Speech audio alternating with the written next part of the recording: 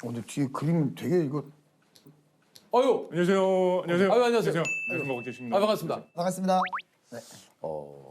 약간 저 느낌에 딱 뵙기에는 교수님, 연구원 네. 아닙니까? 한때 연구원으로 열심히 일했었고 제가 일단 한번 좀 소개해드리겠습니다.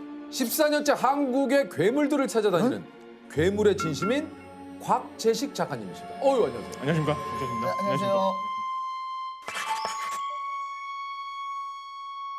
아니, 괴물을 찾아다니신다고요? 네. 이렇게 얘기하면 또 도산자 김정호 이런 선생님처럼 네. 전국 방방곡곡 막 돌아다니면서 그러니까. 이 동네에는 무슨 괴물이 있을까? 그렇죠, 그렇죠. 그런 느낌 생각하실 수도 있는데 그런 건 전혀 아니고 아니고. 제가 사실은 공학 박사로 화학 업계에서 쭉 일하고 있거든요. 그 일을 하면서 또 한편으로 제 소설 쓰는 작가입니다. 괴물 이런 쪽 소재에 워낙 관심이 많아가지고 이거 우리가 알고 있는 영화 괴물 에 나오는 것 같은 그런 괴물. 네네네. 그런데 주로 이제 한국 전통 옛 기록 속에 보이는 우리나라의 옛날 괴물 이런 쪽이 좀 관심이 많아요. 이것도 궁금하네. 야. 아니, 작가님이자 공학 박사라면 이제 투잡을 하시는 건가요? 그렇죠, 맞습니다. 지금 외국계 화학 회사를 다니고 계세요? 네, 화학회사 다니고 있는데 사실은 뭐 예전에는 이제 연구, 과학기술 발전을 위해서 투신 이렇게 막 열심히 했었는데 지금은 뭐 사실 그냥 뭐 일개 회사원으로. 아니 근데 작가 활동을 하시고 괴물을 찾아다니는 회사도 알고 계세요? 물론이죠. 네, 물론이죠. 알고 있어요? 네. 실제로도 괴물을 좀 찾으러 다니시는 겁니까 진짜? 아니 설마요. 주로 이제 네. 옛날 책, 옛날 기록, 문헌들 역사 속 기록 이런 걸 보면서 계속 뭔지 찾아보는 알겠다. 거죠. 아니 근데 왜 갑자기 이렇게 좀 관심을 갖게 되셨나요? 본격적으로 손대기 시작한 거는 십몇 년 전에 사극, 역사물 이런 거를 좀 써야 될 기회가 생겼어요. 근데 뭔가 좀 신기하면서 사람들한테 팍 충격 줄 수 있는 그런 소재를 좀 찾고 싶더라고요. 예. 그래가지고 옛날 이야기가 담겨있는 책을 하나 번역된 걸 샀는데 처음 제가 샀던 게 어우야담이라는 책이었습니다. 그 무슨 책입니까? 유몽인이라는 분이 쓴 조선시대 한 중기를 대표하는 대표적인 이야기 책인데 거기 괴물 이야기 같은 게 꽤 있어요. 나와요. 몇 개 있어요. 그래서 이거 나 혼자 알고 나 혼자 소설 쓰는 것보다 그냥 어디 공개해가지고 사람들한테 보여주면 오히려 딴 작가님들도 참고하시고 좋지 않겠냐 싶어가지고 그때 추려가지고 인터넷에 이렇게 공개했더니 반응이 굉장히 좋더라고요.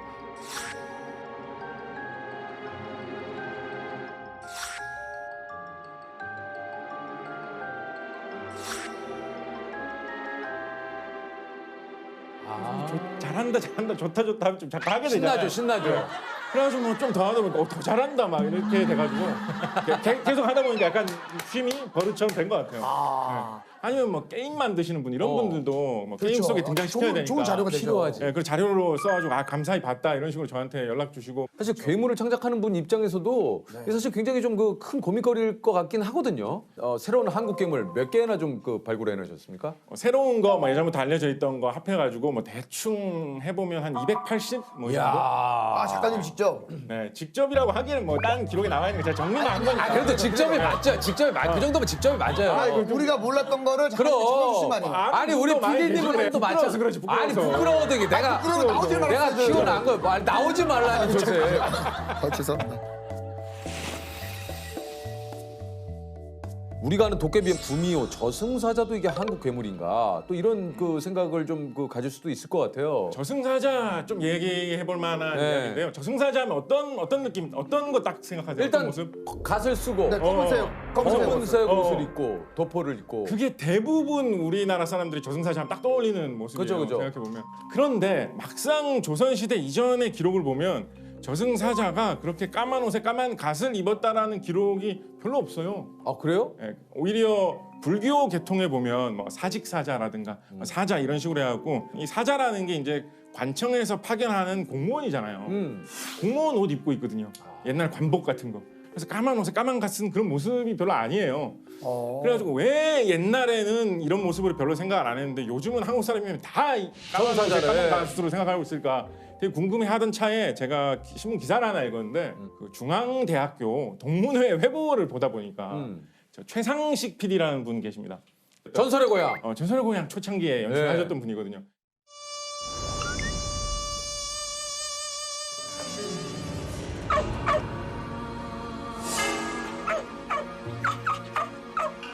누구야?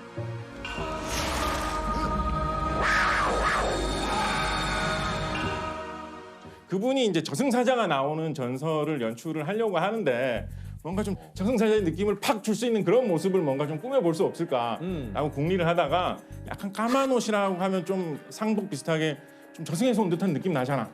그때 제작진이 만드셨다라고 하시더라고요. 80년대 초에. 아 이거 그러면은 80년대 초에. 우리가 그래서- 아는 전설의 고향에 나오는 그 모습 때문에 우리가 저승사자의 모습을 그렇게 생각하는 그래서 것이다. 그 인터뷰에 보면 그 PD님께서 이거를 어디 저작권 등록을 내가 해놓을 걸 그랬다. 그럼 진짜 어마어마하게 돈을 벌었을 텐데. 아 진짜 그럴 것 같은데요. 허기야 생각해 보면 듣고 보니까 그러네요. 그 옷도 복식도 시대에 따라 좀 바뀌는데 네네. 저승사자가 지금은 뭐 옷을 딴 옷을 입고 있을 수 있잖아요. 뭐 정장을 입고 있을 수도 있고 뭐. 뭐 안림을 입을 수도 아, 네네, 있고. 그렇죠. 아니 왜냐면 지금의 아, 그렇죠, 그렇죠. 복장으로 좀 따진다면 네네네. 아 그럴 수도 있겠군요. 아, 아니 우리 그 작가님이 캐스팅한 괴물들, 그러니까 지금 뭐 괴물계 JYP 이렇게 생각하시면 돼요. 예, 괴물계 JYP, SM, 예, 괴물 엔터테인먼트 지금 하시는 거 아닙니까? 요거 이야기해볼까요? 이거 뭐야? 이거? 겨드랑이에 무슨 비늘 같은 게 있네요? 용손, 용의 자손이라는 이름으로 기록에 많이 나오는 그런 거예요. 고려 시대 조선 초 사람들은 다 알던 거예요. 다 알던 용손을? 거. 왜냐면 고려 태조 왕건이지 않습니까? 네. 고려 태조 왕건이 자기 할머니가 용이었다는 전설이 되게 유명했어요. 그래서 이 고려 태조 왕건이 용의 자손인 거예요. 계속 고려 시대 임금님들은 대대로 용의 자손인 거죠. 그러니까 이제 이성계가 조선을 건국하면서 나라가 바뀌잖아요. 네. 그렇게 하면서 뭐라고 했었냐면 임금 이 사람은 딴 사람의 자식이지 고려 태조 왕건의 자손이 아니다. 그래서 내가 쫓아내도 된다. 이런 걸 내세우면서 고려를 무너뜨리고 조선을 세우는 이런 걸 했거든요. 그러니까 그 쫓겨난 임금이 나도 고려 태조 왕건의 자손이 맞다. 나도 용의 자손이다. 왜냐하면 내 몸속 어느 한 곳에 비늘이 용의 비늘이 나도 새겨져 있다. 사람들한테 보여주고 했다. 이런 전설 되게 유명했었거든요. 근데 이거 진짜 뭐 영화나 드라마로 네. 해도 재밌을 것 같은데. 요거 제가 소설로도 썼고 책도 나왔고 아 정말요? 제법 좀 잘 팔려가지고 요거 뭐 영상화 계약도 돼가지고 영화사에 팔리기도 했고 모르죠. 오 궁금하다. 뭐 극장이나 텔레비전에서 만나보실 수 있지 않을까 예, 이 싶습니다. 된다니까요. 이게 아이디어가 돼요, 이런 것들이. 예. 이 이야기 좀 재밌어요. 그 할머니라는 그 고려태조 왕건의 할머니라는 분이 막 그런 거 하거든요. 그 옛날 이야기 보면 꼭 그런 거 나오잖아요. 이제 결혼을 해가지고 용이었는데 원래 사람하고 결혼을 해가지고 살면서 내가 언제 가끔 한 번씩 어디 갈 때가 있는데 그때는 절대 보면 안 된다. 그렇지. 절대 보면 안 된다라고 이제 고려태조 왕건의 할아버지한테 이렇게 얘기를 해요. 너무 궁금하잖아요. 네. 자기 부인이 뭔가 정체가 이상한 사람인 것 같은데 몰래 쳐다봐요. 몰래 쳐다봤더니 우물 앞에서 갑자기 용으로 사람이 변신을 변해가지고. 우물 속으로 들어가가지고 그 물길을 통해서 뭐 바다로 가고 이렇게 하는 걸 본 거예요. 이게 알아가지고 너 그렇게 하면 부부간에 이걸 못 지키면 못 살아. 옛날 그 이야기 중에 그런 거 굉장히 많죠. 네. 다른 건 다 괜찮은데 그날만큼은 내가 어딜 갔다 와도 뭘 묻지 맞아요, 말고 맞아요. 어디 갔다 왔는지 묻지 말고 날 보지 말아라. 네. 어. 그 대사도 서방님 보지 말라고 했거늘 왜 항상 보셔가지고 그런 식으로. 하루만 참으면 됐는데. 그럼 이거 다른 거 이야기. 한번 볼까요? 다른 거. 입이 3개, 머리는 하나. 와. 아니 눈이 새긴 건 봤는데 입이 새긴 것도 처음이네. 입 3개. 밥을 많이 먹었다라는 그 아, 입이 세 개라서. 두부국을 먹었대요. 두부국. 조선왕조실록 성종실록에 나오는 이야기인데요. 지금의 전라남도 지방에서 소문이 많이 퍼졌던 거래요. 예언자 같은 그런 느낌으로 나타난 거예요. 이 괴물이 하늘에서 내려와가지고 막 무서운 예언을 해주는데 몇 날 며칠까지는 비가 안 올 거고 며칠부터는 비가 올 거다. 뭐 이런 얘기를 하거든요. 근데 그 시대 사람들한테는 농사가 잘 돼야지 살 수가 있고 농사가 많으면 다 굶어 죽을지도 모른다라는 그런 절박한 시대였으니까 그런 식의 예언이 되게 크게 다가오는 그런 시대였다. 짐작 어느 정도 할 수 있던 거죠. 또 한편으로는 이 이야기하고 엮여가지고 재밌는 이야기가 뭐 있냐면 이 삼국일tuk이 이 계통의 소문이 퍼지는 가운데에서 종이 쪽지, 편지 같은 형태로 이야기가 막 퍼져 나갔는데 거기에 뭐라고 돼 있냐면 이 편지를 보고 그냥 버리면 너한테는 저주가 닥쳐오고 이 편지를 보고 한 부를 베껴가지고 딴 사람한테 주면 이거 행운의 편지 이거 영국에서 시작된 그거 아니에요? 너의 재수 없는 게 사라지고 2개를 붙여서 주면 이 가족이 좋아지고 완전 똑같은데? 더군다나 행운의 편지는 처음 시작할 때 어떻게 시작해요? 이 편지는 영국에서 영국에서 시작돼요. 시작돼요. 예. 여기는 이 편지는 중국 운남에서 시작돼요. 이런 식으로 시작되고 있어요. 야. 되게 비슷하죠. 그래서 이게 한 500년 전, 600년 전 이야기거든요. 거의 제가 아는 한은 최초인 것 같고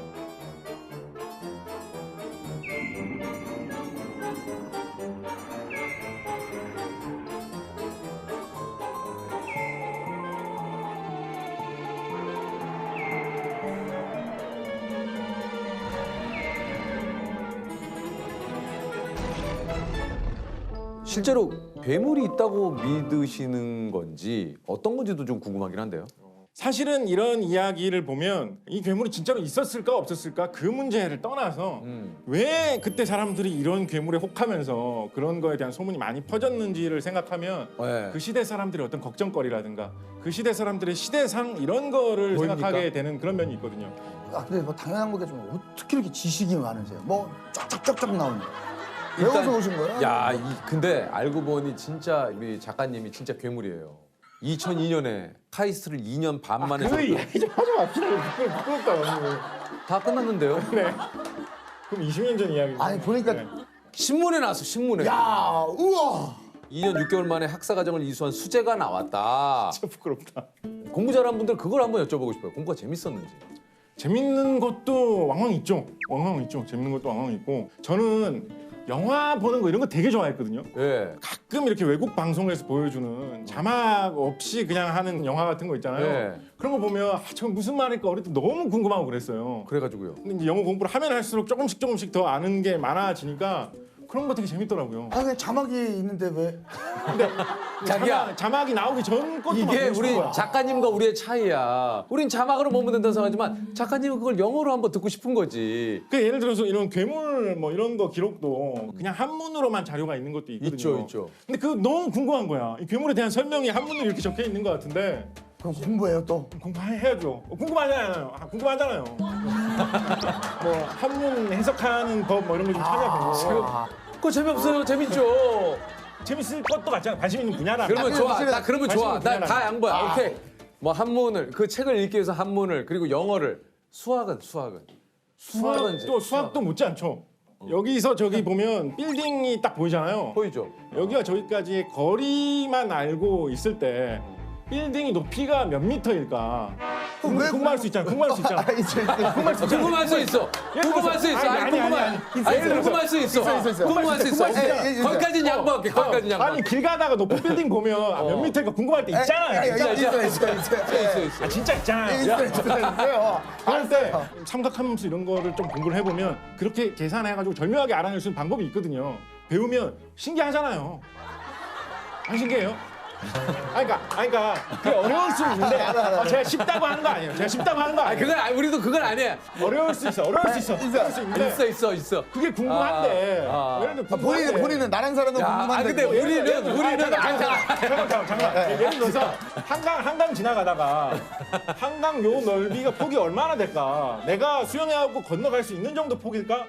궁금할 때 있잖아요. 궁금할 때 있지. 궁금할 때 있어. 있잖아. 있어. 그럴 때 요렇게 계산해가지고 삼각함수로 요렇게 계산하면 아 신기하네. 그거를 직접 자로 안 재봐도 알 수 있단 말이야. 아니면 신기할 수 있잖아. 나는 제일 궁금한 게 지금 우리 사이의 거리예요. 이걸 과연 잴 수 있을까? 네.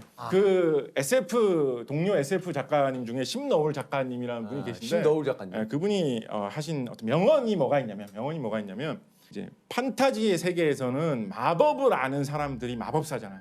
그 사람들 존경을 받잖아요. 근데요. 그 사람들은 마법을 그래서 연구를 하고 주문을 외우는 거를 연구를 하잖아요. 판타지의 세계에서. 근데 우리가 사는 실제 세계는 과학의 힘이 마법처럼 놀라운 세상이란 말이에요. 근데 그 과학의 기본이 되는 주문은 언어는 수학이란 말이에요.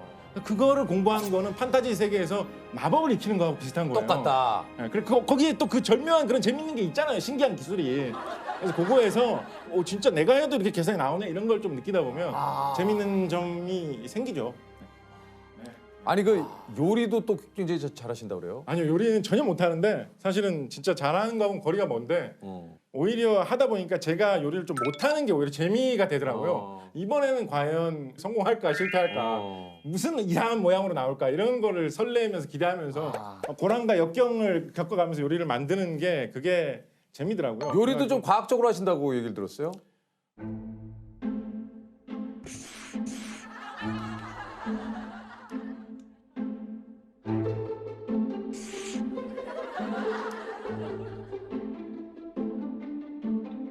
사실은 요리만큼 진짜 일상생활에서 과학에 대해서 많이 느낄 수 있는 게 잘 없습니다. 진짜 생각해 보면. 그래요? 왜죠? 아니에요. 요리는 감성 아닙니까? 정성이잖아요. 엄마의 손맛. 요리는 과학이죠. 아니죠. 정성 아닙니까? 아, 내 아이를 생각해서 생각해 보세요. 요리가 어떻게 과학인지 좀 생각해 보세요. 계란이 까보면 이렇게 액체 같이 생겼잖아요. 네. 그죠? 근데 그게 열을 좀 주면 왜 딱딱해지는 고체로 변할까요? 무슨 이유로, 무슨 원리로? 궁금하지 않아요? 익는 거예요, 익는 거. 그러니까 왜 그렇게 그거는 변할까요? 익는 거예요. 무슨 원리로? 예를 들어서 물을 백날 끓여도 딱딱해져요? 아니잖아요. 네. 계란은 왜 열을 가하면 딱딱해져요? 계란의 주성분이 단백질입니다. 단백질. 단백질이 물에 녹을 수가 있어요. 물에 녹아 있을 상태는 소금이 물에 녹아 있는 것처럼 액체 모양처럼 느껴지는 거죠. 그런데 단백질은 열을 받으면 서로 엉겨 붙으면서 모양이 바뀔 수가 있습니다. 꼬이고 엉키는 과정에서 굳게 되는 거죠. 단백질 변성 현상의 대표적인 사례로 생물학 시간에 제시하는 것이 계란이 익는 과정입니다. 신기하잖아요. 궁금하잖아요. 안 신기해요? 아 그러면 진짜 더 신기할 것 같아. 더 신기할. 오케이. 집에서 네, 다른 거. 인덕션 레인지 이런 거 쓰세요? 써요. 인덕션 레인지 안 신기해요? 손 올려놓으면 괜찮잖아요. 손 올려놔도. 요즘 나온 거. 전용 그릇을 올려놔야만 따뜻해지거든요. 그러니까 신기하잖아요. 어떻게 그럴 수 있는지. 그거 어떻게 그런 거예요? 그거 어떻게 그런 거? 원리로? 무슨 원리로? 전자기 유도 현상이라는 물리학 원리적 그런 거거든요. 이야. 되게 그런 거 신기하잖아요. 재밌잖아요. 이제 안 신기합니까? 아니 안 신기합니까? 신기하다. 아니 저기 그거를 지금 회사에서 뭐 어떤 업무를 맡고 계세요? 그냥 회사에서 지금 하는 일은 뭐 사무 행정 뭐 이런 건데요. 사실은 아 그래요? 예, 아, 예전에- 근데 회사에서도 궁금해서 그거 어떻게 좀 다른 쪽에 그 궁금함을 확 풀 수 있는 그 분야에서 지금 일하셔야 되지 않습니까? 회사 일은 사실 알면 알수록 머리만 복잡해지는 그런 경향이 좀 있더라고요. 아니 잠깐만. 내가 해야 되는 범위까지만. 아니 작가님 해야 될 목소리가 갑자기 이렇게 차분해졌어요? 회사 얘기하니까 이렇게 갑자기 괜찮아요. 근데 사실 또 뭐가 아니 좀 전까지 안 궁금해요? 안 궁금해. 이게 안 궁금하다고? 그래서 그 요리 그거 하는 거를 그렇게 해가지고 잘 나왔든 못 나왔든 인터넷에 계속 올리고 아, 회사 얘기는 하기 싫어요? 좀 겁도 나고 좀 아 예. 그래서 막 좀 신나게 가다가 갑자기 막 갑자기 아까 봤죠? 우리 막 이렇게 잠깐만 내 얘기 들어봐. 이러던 분이 회사 얘기는 저 예전에 저도 주변에 좀 화학 이쪽으로 뭐 하는 분이 소맥이 또 맛있는 이유가 뭐 과학적으로도 그러니까 그거 너무 궁금하잖아. 그게 맞아 비율이 너무 궁금하잖아. 비율이 딱 아니, 왜 아니. 이 비율과 이 비율 소맥까지 갈 필요도 없이 맥주를 발효를 시키면 탄산이 왜 생기는지 너무 안 궁금해요? 소주는 탄산 안 생기잖아. 안 생겨 안 생겨. 맥주는 왜 탄산이 생겨요? 저 회사에서 그 회사 얘기만 나오고 가장 좀 힘들 때는 언제입니까? 가장 온도차가 너무 난다. 온도차가. 야 자세가 일단 회사 얘기. 지금 현 직장에서 이제 그런 게 별로 없는데 근데 소주라 한잔 하고 가자 막 이렇게 하면서 또 팔이 막 잡아두고 있고 막 이러거든요. 집에 와서 그냥 좀 쉬고 나도 좀 털어내고 싶은데 한마디로 좀 이게 조직 생활이 좀 안 맞으시네요. 아니, 조직생활 잘 맞습니다. 조직생활 제 체질이죠. 열심히 하고 있고 회사 다니는 거 좋아하시는 것 같은데. 아니에요. 조직과 함께 다니는 거 제일 좋아하고 조직을 위해서 살고 조직을 위해서 죽고 초생조사. 그거예요. 이제. 우리 저 박사님을 또 좀 잠깐 또 흥분시킬 수 있는 이야기. 이과이신 분들에게 여쭤보는 공식 질문이 좀 있거든요. 한번 아내가 나 얼마만큼 사랑해? 라고 물었을 때 사랑의 크기를 어떻게 표현? 뭐 한 요 정도? 이게 뭐야? 이렇게 뭐야? 구체화시켰어요. 요 정도? 더 안 돼? 더 안 돼? 요 정도. 이게 뭔데요 이게? 요 정도 사랑의 크기 요 정도. 아 이거밖에 안 되는 거예요? 이 정도. 커 보이잖아요. 이 정도. 제일 현실적이다. 잠깐 약간 아니 제일 현실적이야. 뭐 요만큼을 빼 그 나머지를 뭐 어쩌고 무슨 말이야 이제. 무슨 말이야. 아니 그래도 아니 뭐가 무슨 말이에요? 아니 작가님이 예를 들어서 요 빼긴 왜 빼요 그러면? 나머지 전부 다. 나 안 정리하지 않겠어. 나머지 전부 다야. 나 정리하지 않겠어. 그거 아니 뭘 빼요? 요거 빼긴 왜 빼? 그 감성적이잖아요. 와닿아라. 직접 소개를 좀 해주시죠. 글쎄요, 국내에서 아마 UFO에 관한 한 제가 가장 많은 방송 출연도 했고 또 많은 UFO 목격자들을 직접 취재를 했고요. 애둘러서 쭉 이렇게 얘기하셨는데 어쨌든 UFO는 내가 국내에서 짱이다라는 얘기시죠? 뭐 그렇게 자부합니다. 국내 UFO 짱입니다. 95년에 UFO 신드롬이라는 책을 내셨어요? 예. 저 그거 이거 본 거 UFO 신드롬? 이거 되게 좀 베스트셀러 아닙니까? 그때 좀 과학 부분에서 네, 맞아요. 이거 한동안 아니 솔직히 말하면 박사님이 이력이 이게 어마어마하십니다. 이 전기전자공학 교수님이신데 물리학과를 졸업하시고 LG에서 연구원으로 있으시다가 카이스트 대학원 나오셔가지고 예. 야 영국으로 또 박사과정을 떠나셨어요? 갔죠. UFO 때문에 가신 거예요? 아니면은 그것 때문에 간 건 아닌데 네. 결과적으로 지금 계속 지금 밟고 있는 건 물리학을 밟고 계신 거죠? 카이스트 이제 석사 과정은 신소재공학, 유학 가서는 이제 전기전자. 전기전자공학 교수님이신데 어떻게 35년 동안 UFO를 연구하시게 된 겁니까? 대학교 한 3, 4학년 때 갑자기 과학과 종교라는 과목이 있어서 네. 교양과 과목이었는데 이제 과학과 종교의 뭔가 이 접점에 있는 토픽이 바로 UFO였고요. 이게 과연 과학이냐 아니면 신화냐 이걸 한번 좀 가늠해보고 싶었던 거죠. 그래서 대학 다니실 때 그 교내 게시판에 UFO 연구동호회 모집글을 붙였는데 그 한 명도 모집이 안 됐다고. 뭐 같이 그때 공부했던 그 물리학하는 친구들은 그 UFO라는 이런 새길 가는 거는 딱 질색. 이건 얘들은 아니구나. 그래서 이제 외부에 있는 다른 관심 있는 분들하고 같이 이제 협회를 만들었죠. 교내는 기존에 있던 거를 업그레이드해서 만드셨구나. 한국 UFO 협회를 만들었죠. 이게 뭐 이제 UFO를 이제 뭐 이야기할 때 있어서 빠지지 않는 로스웰 사건이다. 그렇죠. 예, 이 로스웰 사건이 조금 뭔지 좀 얘기해 주시죠. 그 당시 상황만 정확히 말씀드리면 로스웰랜드에서 UFO가 추락하고 뭐 잔해가 회수됐다는 게 군에서 보도를 해요. 군에서. 네.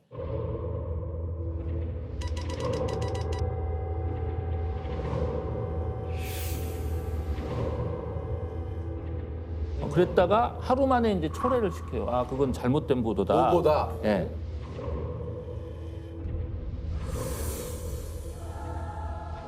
그 와중에 이제 관련됐다는 분들이 긍정적인 또 얘기들을 하고 실제로 로스웰에서 외계인의 사체가 발견이 됐다.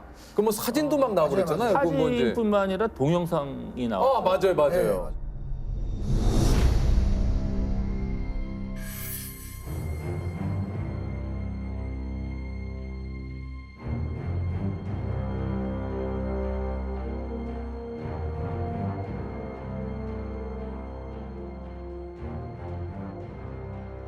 그 필름을 확보했던 회사가 이제 영국 런던에 있었던 거예요.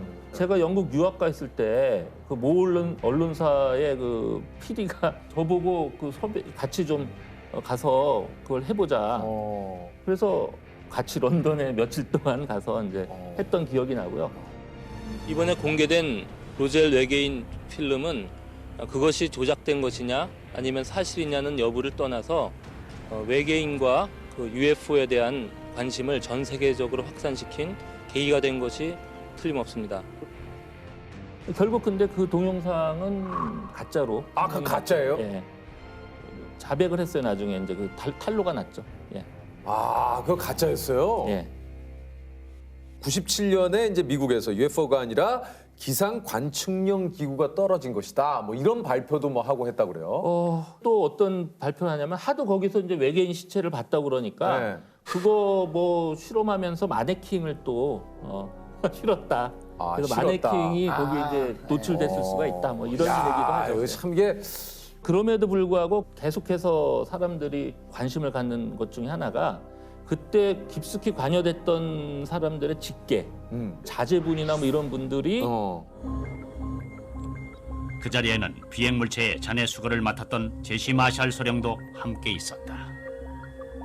When he came back from Carswell after flying. 아버지는 제게 그때 본 것을 누구한테도 얘기하지 말라고, 아무리 친한 사람이라도 절대로 얘기하지 말라고 몇 번이고 주의를 주셨습니다. 어느 날 군 관계자가 소방대장이셨던 아버지를 찾아와서 로스웰 사건에 대해서 아무것도 말하지 말라고 협박했어요.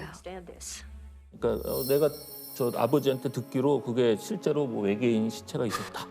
그걸 봤다 뭐 이런 식으로 이제 유언을 남겼는데 자 그래서 이제 보통 얘기들은 그 죽으면서까지 거짓말 하겠냐. 그렇죠. 근데 제가 봤을 때는 죽으면서까지 거기는 했겠다. 왜요? 왜냐면요 로스웰이라는 동네가 진짜 우리로 따지면요 아주 시골 중에 시골이에요. 정말 거기는 딴 걸로 이렇게 먹고 살 게 없어요. 그냥 허벌판이에요. 네. 근데 로스웰 그 UFO 메카라는 것 때문에 그 자자손손 엄청 그걸로 먹고 사는 거예요. 그 네. 동네가. 네, 지역 주민을 위해서 아마 죽으면서까지 거짓말을 할 수도 있다. 저는 보기 때문에 그 사건 자체는 잘 여러 가지 모르겠고. 가능성을 네. 봤을 때 그 중에 이제 그런 것이 있기 때문에 자 그렇지만 그럼에도 불구하고 그 사건이 중요한 거는 비밀 정보들이 네. 이제 정보 자유업법에서 이렇게 공개가 되거든요. 공개가 되죠. 근데 그 시점 그러니까 1947년 봄부터 겨울 사이에 몇 달 사이에 특히 핵기지 네. 주변에서 UFO들이 굉장히 많이 출몰을 해서 리포트가 막 된 게 있는 거예요. 거기가 아마 세계 최초로 그 핵 실험을 했던 곳이에요. 곳이죠. 예. 그래서 UFO가 나타날 수가 있었겠다. 그렇지만 나중에 그게 너무 과장이 된 게 아닌가.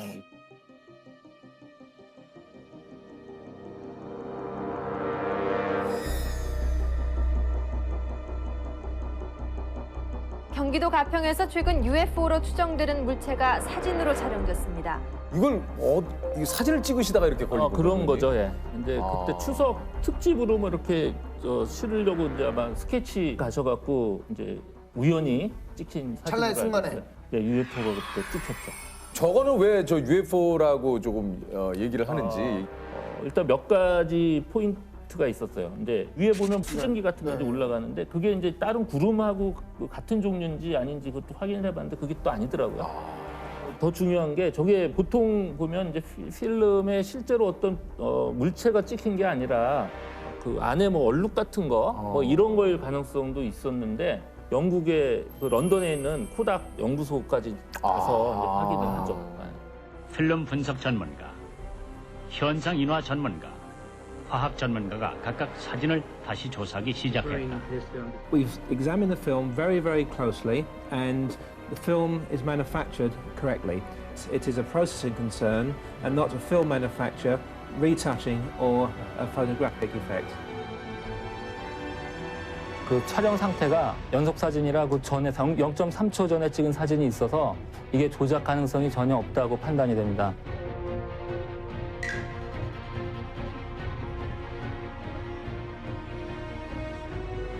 이게 이제 9월 4일에 찍혔는데 9월 3일 저녁에 협회에 제보가 들어옵니다. 밝은 비행 물체가 일렬로 날아가는 것을 목격했다.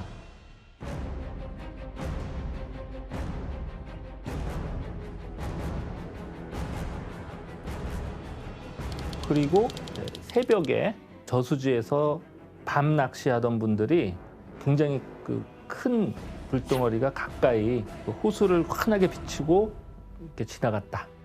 그런 제보를 하죠. 근데 그거 찍히고 나서 또 한 두어 시간 후에 공군 교관이 비행을 하다가 UFO를 목격합니다. 그 시간을 재봤어요. 그랬더니 음속이 한 7배가 넘는 엄청난 빠른 속도였고요. 근데 그렇게 빠른 속도로 이렇게 낮은 높이에서 날았는데 소닉붐, 그런 충격파가 전혀 없었다는 거죠.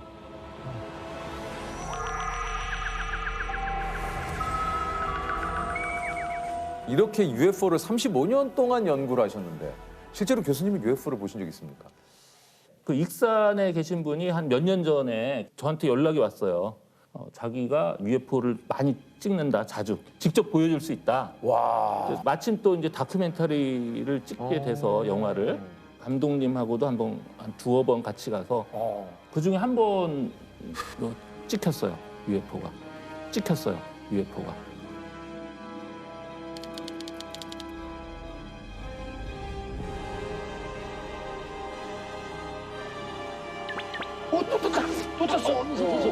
떴다.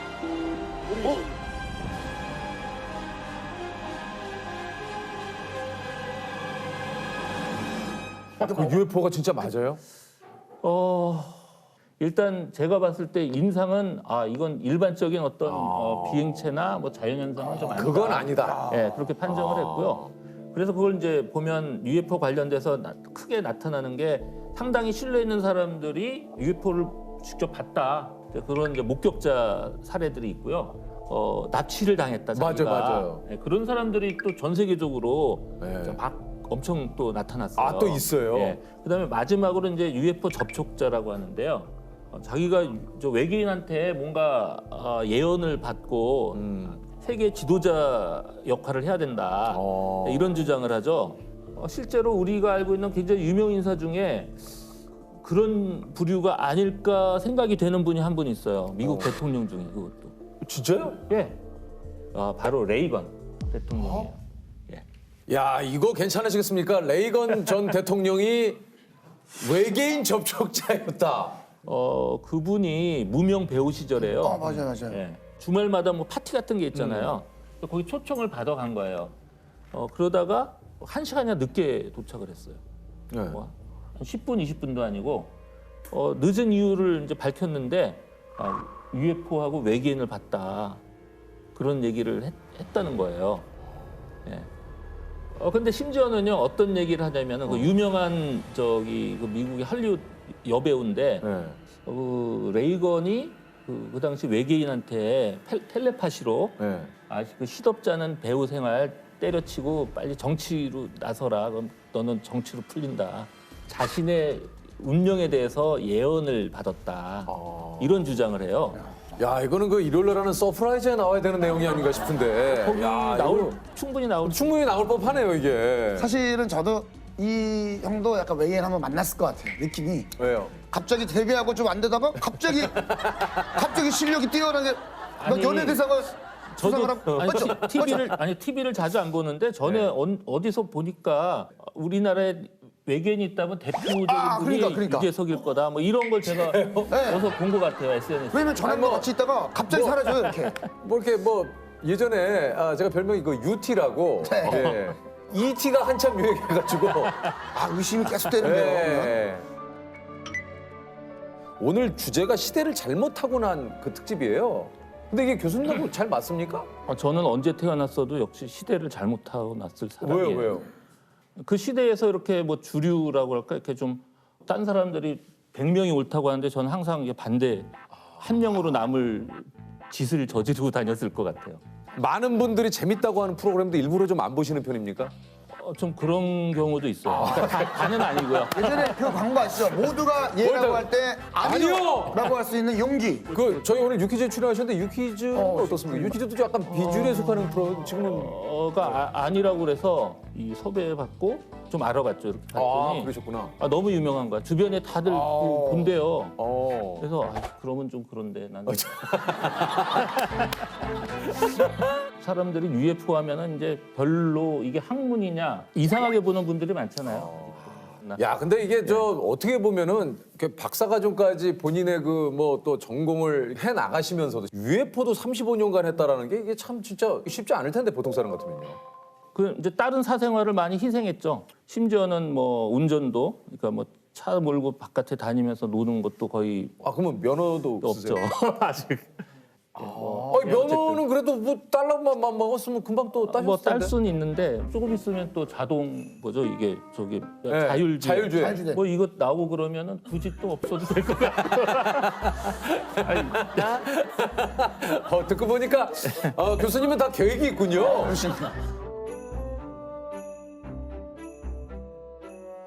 내가 생각하는 시대를 앞선 사람은 누가 있을까요?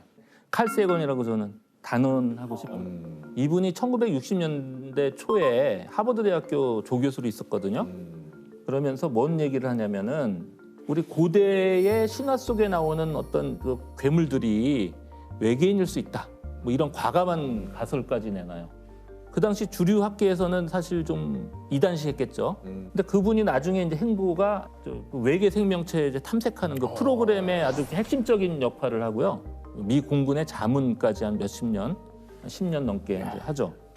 시대는 이것 전과 후로 나뉠 수 있다면 하나는 아까 했던 로스웰 그 사건 이후로 미국 국민들이 이제 외계인이 거의 당연히 있다 생각하게 됐고 나머지 하나는 이제 제가 전공이 전기전자니까 모스보 아시죠? 알죠, 네네. 모스보. 그게 나온 그 전과 후가 세상이 엄청 바뀌었다. 그 전까지는요 어떤 소식을 전하려면 서로 떨어진 대륙 간에는 배를 타고 가야 되잖아요.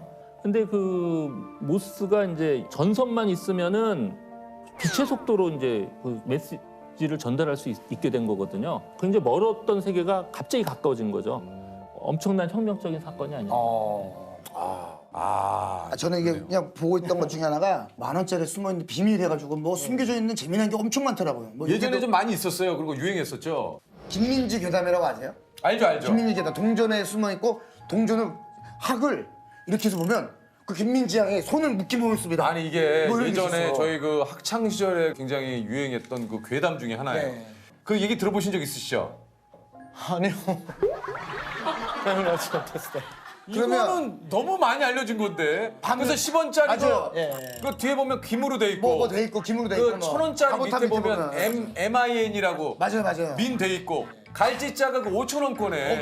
많이 하시네요. 알죠. 맞아요. 그리고 10,000원권에 세종대왕의 이곳 여기에 보면 발 이렇게 있는 것처럼. 맞아요. 지금 거는 이게 없을 없어요, 거예요. 예전에. 옛날 화폐 있었거든요. 예전에 누가 어떤 것도 얘기했냐면 막 절실히 빌면 밤 12시에 그 정자의 퇴계이영 선생님이 나온다고 막 그런 퇴계이영 선생님이 이게 정자에 이거 아시죠? 여기 예전에 그 도산서원 여기 네. 있어 마당 쓰는 분이 있다고. 맞아요. 알죠? 그때 있었어요. 한참 여기 하루 종일 학교에 찾았어 이거를. 야, 이거 확실히 마당 쓸고 들어갔다고. 이런 거는 공부하려다 애들이 많이 하는 네. 김민지의 빈부터에서 갈치자. 김민지의 비밀을 야. 아침에 같은 경우는 아무도 저희가 이제 좀 일찍 출근하는 편이거든요. 아침에 출근하면 굉장히 조용하고 이제 그 특히 봄 같은 경우는 이제 새싹들이 여기저기서 자라고 이제 튤립이라든지 장미라든지 있죠. 이쁜 식물들이 많이 있잖아요. 예, 그런 것을 저 혼자만 이렇게 볼 수 있다는 거예요. 예, 그런 부분은 참 좋고요. 근데 이제 파크가 마감하고 나서는 마감하고 한 30분 정도 지나게 되면은 파크에 있는 모든 조명을 다 소동해 버립니다. 예. 그러면 아시겠지만 저희가 이 산으로 둘러싸여 있잖아요. 맞아요. 갑자기 굉장히 무서워져요. 무서워요? 예. 귀신 나올 것 같고. 그래요? 예.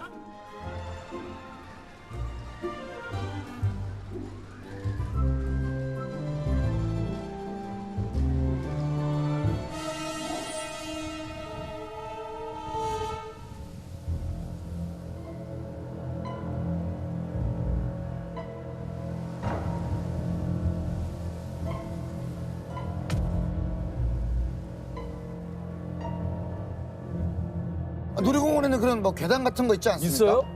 아, 지금은 없는데 예전에 네. 예, 한 10년 전에 이제 그런 소문들이 좀 있었는데요. 네. 저도 약간 경험한 적이 있는데 뭔데요?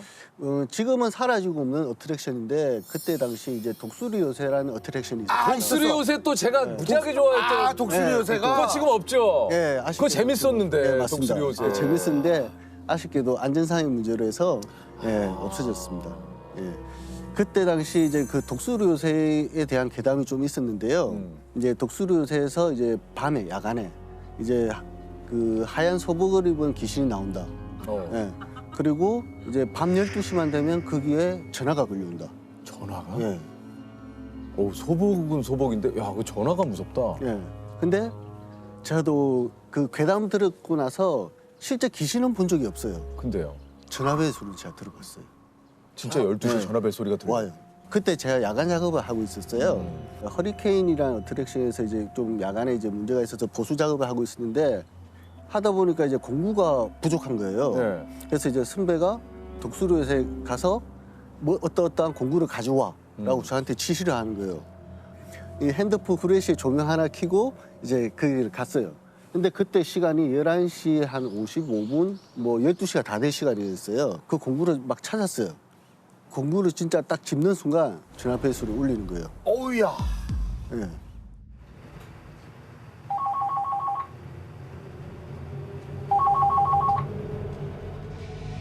그 순간 그 12시 전화벨 소리 괴담이라는 게 문득 떠오르더라고.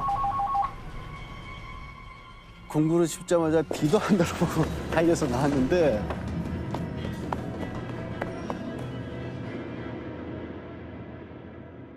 안녕하십니까. 아이고, 안녕하세요. 아이고. 반갑습니다.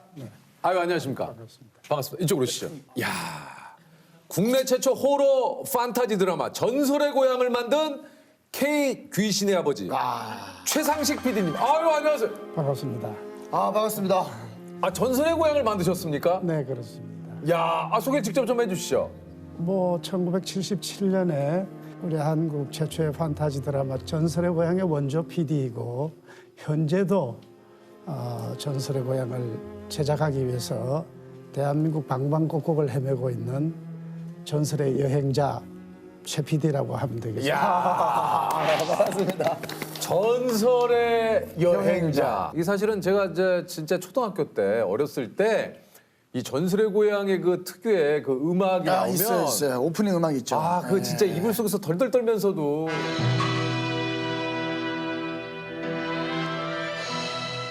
제목이 기가 막혀요. 전설의 고향. 이게 뭐 하고 좀 이렇게 좀 둘 중에 하나를 선택을 하셨다고. 네, 제가 고향의 전설로 할까 처음 생각했어요. 고향의 전설. 좀 뭔가 좀 약해. 고향의 전설은 그렇게 알고 싶지가 않은데 전설의 고향은 알고 싶어요. 맞아요. 아니, 뭔가. 고향의 전설의 전설은 고향은 궁금해.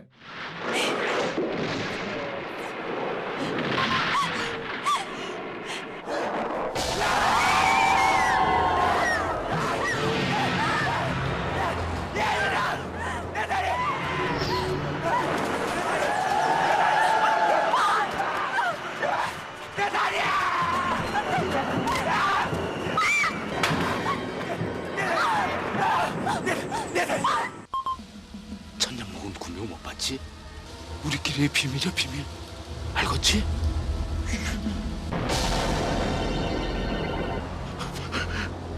믿은 내가 어리석은 거지.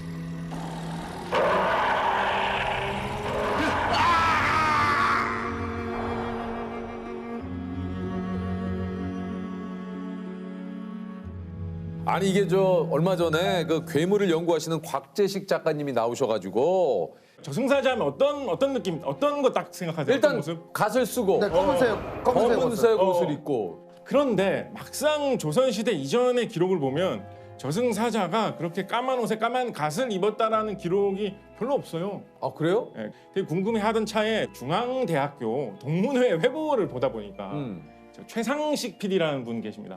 전설의 고향. 전설의 고향 초창기에 연출하셨던 분이거든요. 그분이 이제 저승사자가 나오는 전설을 연출을 하려고 하는데 그때 제작진이 만드셨다라고 하시더라고요. 80년대 초에. 이거 그러면은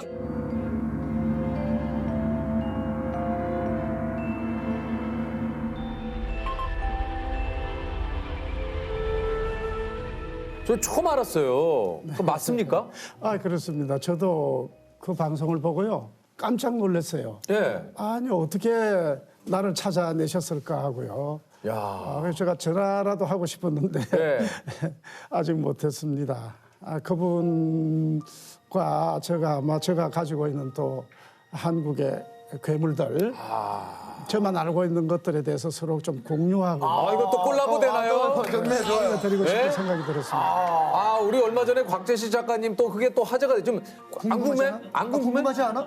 아니 너무 궁금하잖아. 예. 사실 검은 도포에 검은 삿갓을 쓴 이게 이제 그 어떤 우리가 알고 있는 저승사자의 이미지인데 이걸 어떻게 만드시게 된 겁니까? 이제 전설의 고향 이전에는 캐릭터화된 이미지가 없었어요. 이 죽음의 이미지, 한국형 죽음의 이미지를 만들어 보자 이렇게 이제 고심을 하다가 죽음의 이미지는 새까만 색이잖아요. 까만 도포를 입히자. 그리고 까만색에 대비되기 되어서 얼굴은 하얗게 하자. 그리고 입술은 새까맣게 액센트를 주자.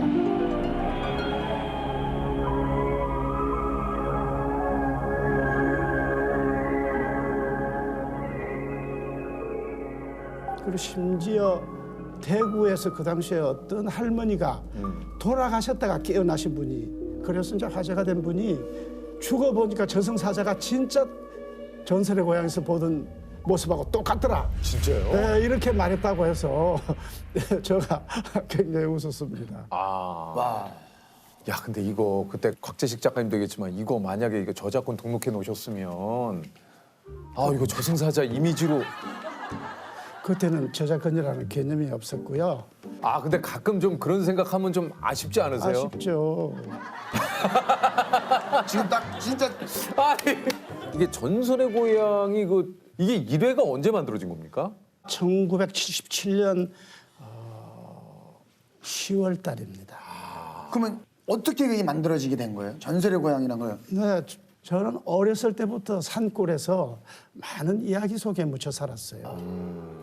너무 이 얘기를 좋아해서 초등학교 때부터 이야기가 있는 뭐 동네 사랑방이나 모선방, 또 여름이면은 동네 부인들이 다 그 마당에 큰 집에 다 같이 모여서 길쌈을 하거든요. 좀 그 노동이 힘들기 때문에 그 중에서 이야기 잘하는 분이 꼭 이 얘기를 해요.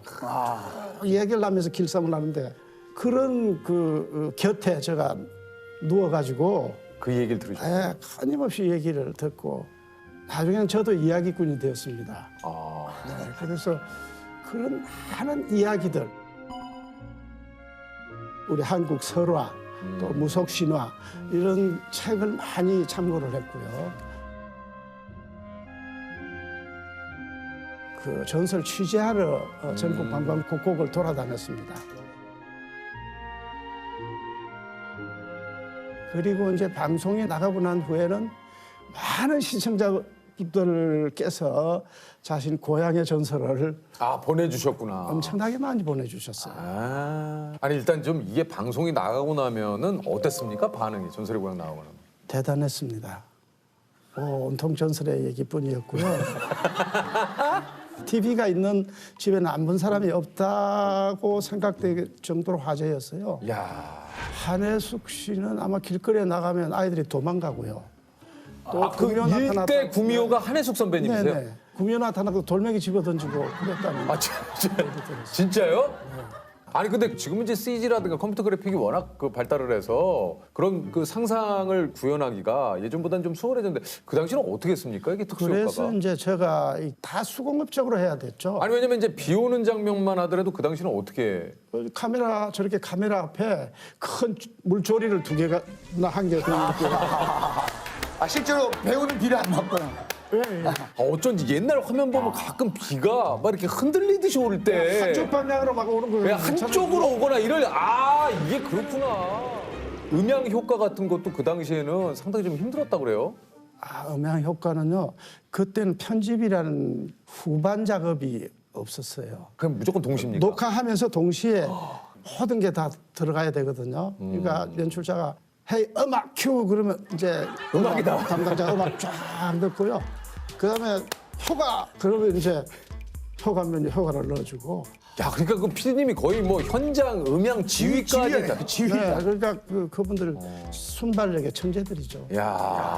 또 스타디오에서 할 때는 선풍기를 많이 돌렸어요. 왜냐면 나무 스타디오에 나무 씌워놓은 게 흔들려야죠. 좀. 야외처럼 좀 보이기 위해서 선풍기로 이렇게 흔들리잖아요. 그러면은 선풍기 소리가 다라락 나기 때문에 안 되죠. 그때 대사하면 안 되잖아요. 그러니까 선풍기 큐하고 선풍기 꺼 대사 큐. 그런 식으로. 선풍기 큐, 선풍기 꺼 대사 큐. 그렇게. 하나 또 좀 얘기해도 돼요? 예, 얘기하세요. 동물 나오는 장면은 요즘도 좀 힘들지만 힘들어요. 옛날에는 말할 수도 없죠. 그 전설의 고향 늑대오른 편이 있었는데 그 늑대가 나와야 되잖아요. 늑대를 어떻게 할 것인가. 그래서 늑대 비슷한 개를 출연시키면 되겠다 이렇게 됐어요. 지금은 이제 CG로 하면 되는데. 네, 그 당시에 탤런트 노주현 씨가 개 박사다 이런 소문이 있었어요. 그 애견가 협회 회원이고. 맞아 예전부터. 노주현 씨한테 이제 부탁을 해서 녹화날 좀 보내주라 약속하고 왔거든요. 근데 녹화날 안 와요. 개가 감기에 걸려서 못 보낸다 그러는 거예요. 어떡합니까? 옛날에는 그 외국인 배우가 없었잖아요. 이렇게 외국인 역할을 주로 맡아 하던 박재주라는 탤런트인데요. 얼굴 굴곡이 굉장히 이렇게 강렬하고 부리부리하게 생겼어요. 그래서 그 사람을 불러다가 온몸에 털을 입히고 귀를 이렇게 달고 이제 늑대 분장을 시켰죠. 그래서 이제 자 녹화 들어가자 하니까 처져 있던 스텝이면 뭐가 늑대 왔어요, 뭐 개 왔어요. 그래서 왔다 가자. 쓰다듬어 이렇게 이제 바위 절벽 같은 걸 만들어 놓고 그 위에 늑대가 딱 앉아서 우 하고 우는데 타이틀 늑대 울음이 딱 들어가거든요. 어땠어요? 반응이 기가 찼어요. 인간 늑대가 더 무서웠다고. 비록 그 특수 촬영은 좀 어설프고 그랬지만은 이제 놀래키는 거하고 웃기는 거하고 똑같아요. 그 템포가 타이밍 있잖아요. 타이밍이죠. 그 타이밍을 정확하게 짚어줄 때 연출해서. 맞아요. 예를 들면 이쁜 처녀가 있다. 저게 구미호일 거다 하는 게 시청자들이 생각하고 있잖아요. 그러면 구미호로 빵 배날 거다. 구미호다까지 올렸다가 빵 나타나면 재미가 없어요. 안 놀래요. 구미호다 아니구나 할 때 그냥 뒷덜미를 뒷덜미를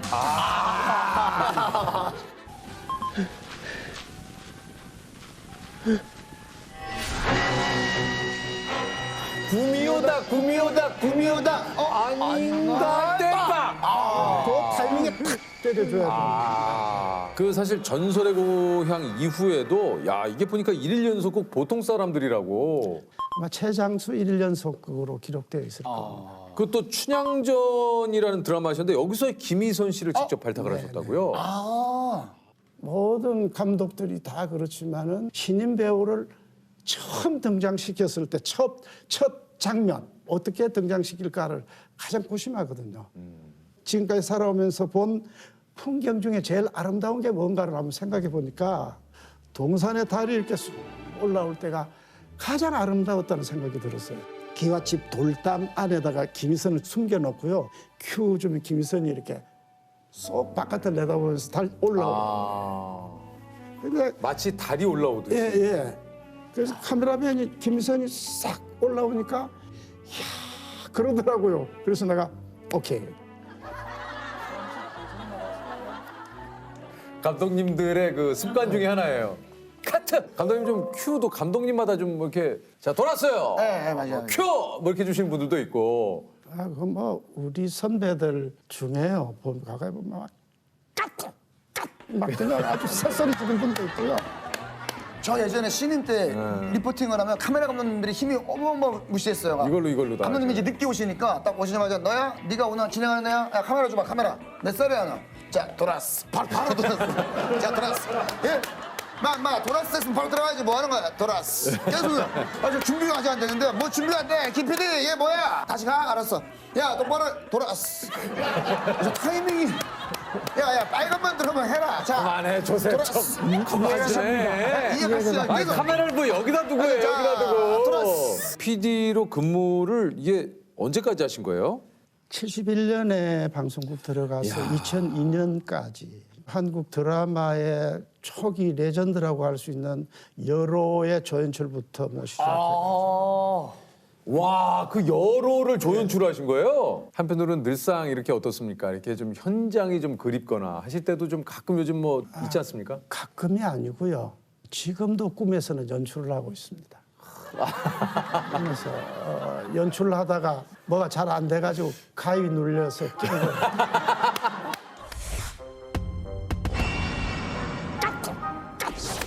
아마 저는 죽어도 저승 차사가 나 홍보를 많이 해준 분이라고 해서 도로 돌려보내줄 것 같아요. 요즘 유튜브를 또 준비를 하고 계시다고.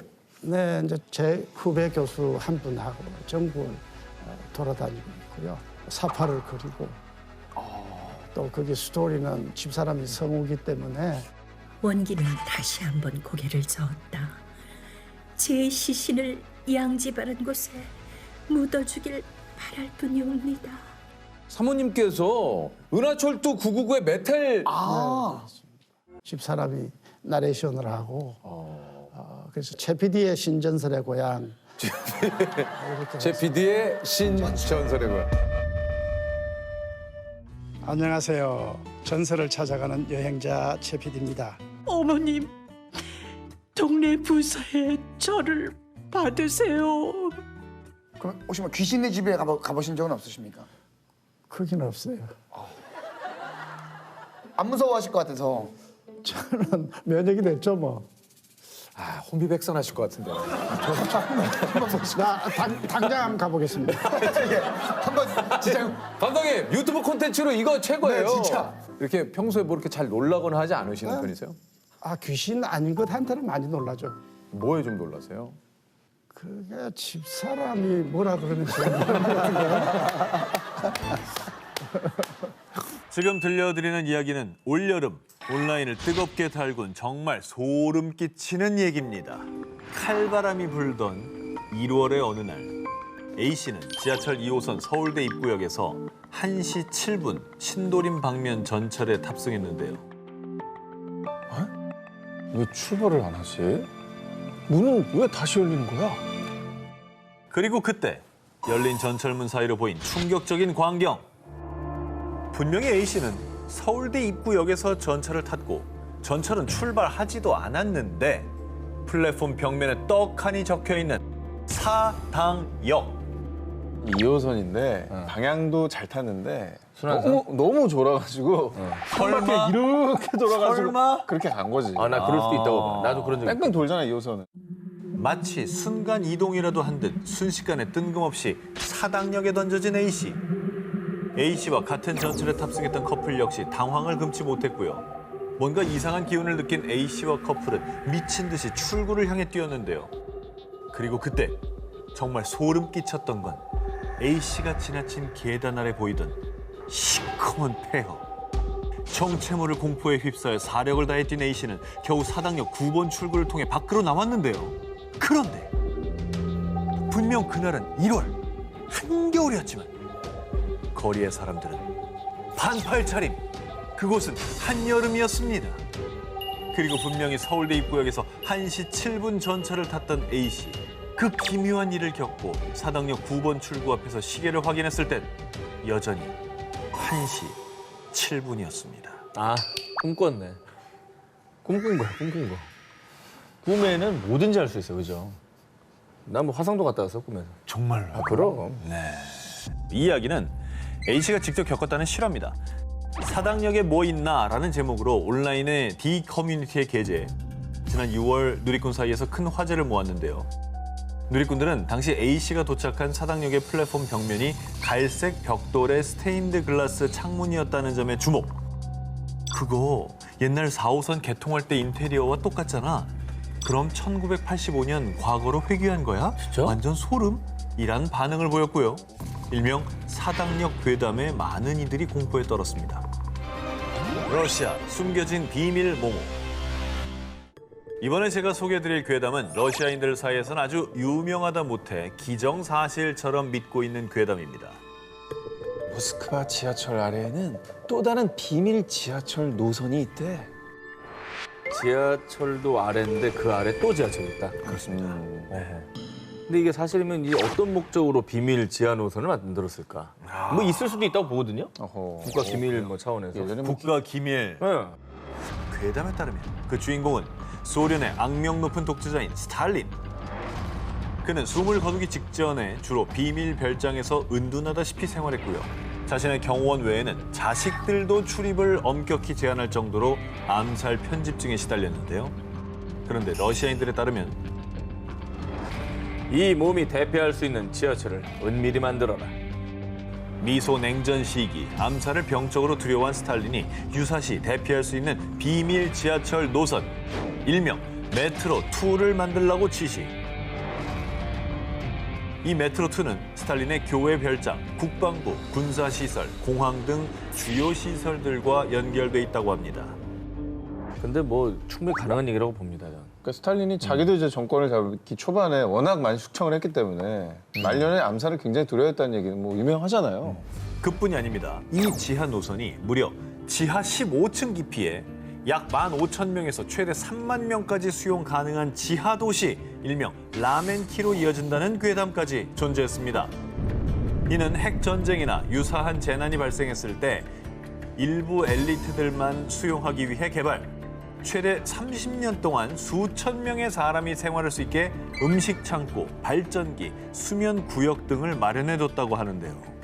필요는 하겠지만 또 씁쓸한 게 이게 일부 사람들만을 위한 거잖아요. 그렇죠. 그러니까 뭐 지들끼리 살겠다고 또 이런 거 마련해 놓은 거 보면 정치를 국민을 위해서 한 건 아니지 않습니까? 이게. 그리고 소련 시절부터 지금까지 러시아인들이 이 괴담을 믿는 이유가 있습니다. 냉전 시대 미국 국방부에서도 메트로2의 존재를 의심. 1991년 메트로2로 추정되는 노선도를 공개하기도 했고요. 그리고 소련 붕괴 이후 소련 출신 정치인들이 비밀 지하철 노선이 있다고 증언하기도 했는데요. 뿐만 아니라 2020년엔 러시아 도시 탐험 크리에이터가 모스크바의 지하철 영상들을 우크라이나로 전송한 혐의로 체포됐는데 언론 매체에 따르면 이 중에 메트로2에 대한 정보가 있었다고 합니다. 하지만 소문만 무성할 뿐 그 실체는 정확히 드러나지 않은 상태. 일각에선 지하에 기밀 시설은 있으나 괴담 속 메트로2는 과장된 것이라고 일축. 그리고 러시아 당국은 메트로2에 대해 인정도 부정도 하지 않고 있습니다. 여름 특집 끊임없는 도시 괴담 19, 16위 공개합니다. 탈의실 모모 사건의 진실. 1969년 5월 프랑스 루아레주의 중심 도시 오를레앙을 발칵 뒤집은 충격적인 사건이 발생했습니다. 그 얘기 들었어? 윗골목에 사는 여자가 도로패 갔다 실종됐대. 아 또? 이게 벌써 몇 번째야. 옆 학교에 다니는 애도 그 매장에 갔다가 실종됐잖아. 의문의 실종 사건이 발생한 곳은 도르페란 이름의 의류 매장을 포함해 무려 6곳으로요. 피해자들은 전부 젊은 여성이었습니다. 젊은 여성만 없어졌다면 납치 의심이 좀 되네요. 뭐 납치하는 조직들이 있을 수도 있고 인신매매범들. 그렇지. 뭐.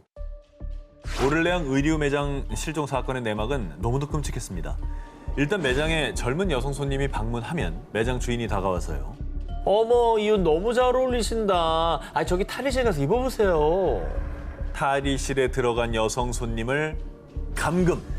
그리고 탈의실의 비밀 통로로 연결된 지하실로 데려가서는 억지로 마약을 투약한다고 합니다. 와, 무섭다. 그리고 정신을 잃은 여성을 결박해 루아르강에 대기 중인 보트에 태워서요. 중동이나 남미로 보내 여성들을 성노예로 만든다는 겁니다. 여기서 더 큰 문제는 피해자가 점점 늘어간다는 것. 처음엔 의류 매장에서 실종된 여성이 3명으로 알려졌지만요. 5명, 10명 점점 늘어나더니 급기야 실종자가 무려 38명에 달했습니다.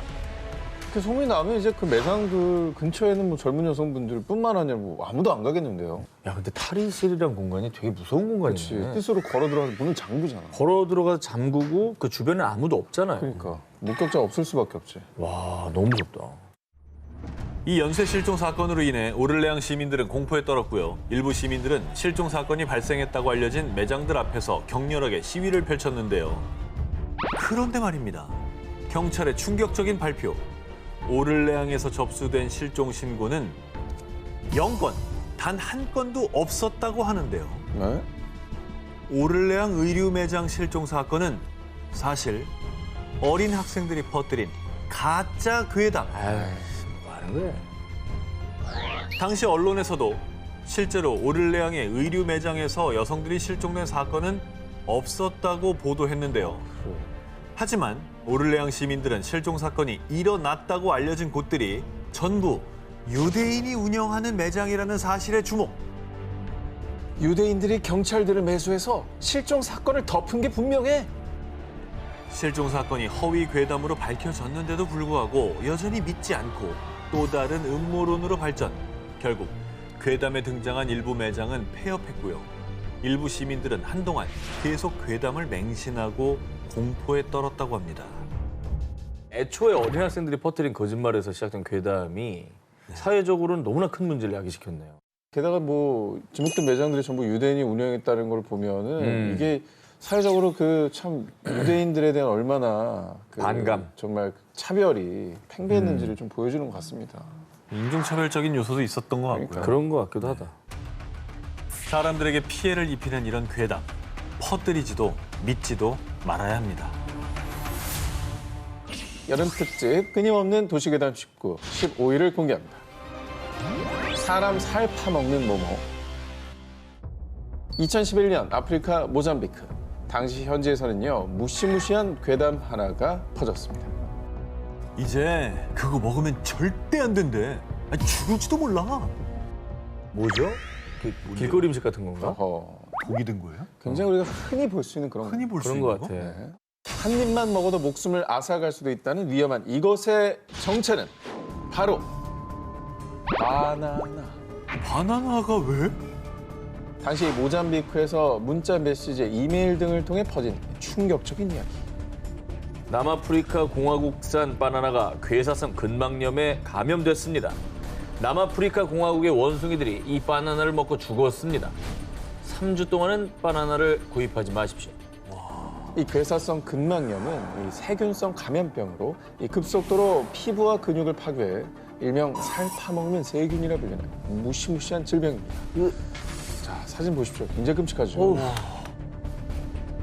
근데 저 사진은 정말 너무 무서운데요? 근육을 다 파먹은 거죠?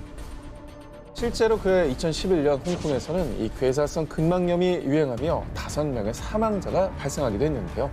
이 남아프리카 공화국산 바나나를 먹으면 이 무서운 괴사성 근막염에 걸린다는 일명 식인 바나나 괴담으로 모잠비크 전역이 공포에 떨었습니다. 이름이 식인 바나나라고 하니까 이거 뭐 이름만 들어도 일단 너무 무섭잖아요. 그러니까 이 바나나가 결국 사람을 잡아먹는다는 얘기죠. 그런데 말입니다. 이 괴사성 근막염은 면역 체계가 약화된 노인 혹은 만성 질환자에게서 주로 발병하는 질병으로요. 해당 이메일이 경고한 것처럼 남아프리카 공화국산 바나나를 먹고 사람이 괴사성 근막염에 감염된 사례는 없었습니다. 그러니까 당시 이 모잠비크에 퍼진 식인 바나나 괴담, 거짓. 아유, 참 정말. 근거 없는 괴담이었습니다. 사실 이 식인 바나나 괴담은 1999년에도 모잠비크 내에서 한 차례 퍼진 적이 있었는데요. 당시에는 코스타리카산 바나나가 괴사성 근막염에 감염됐다는 내용이었습니다. 하지만 당시 많은 사람들이 식인 바나나 괴담을 맹신. 모잠비크 질병통제예방센터에 문의 전화가 쇄도해서요. 이후 센터에서는 일명 바나나 한라인까지 개설.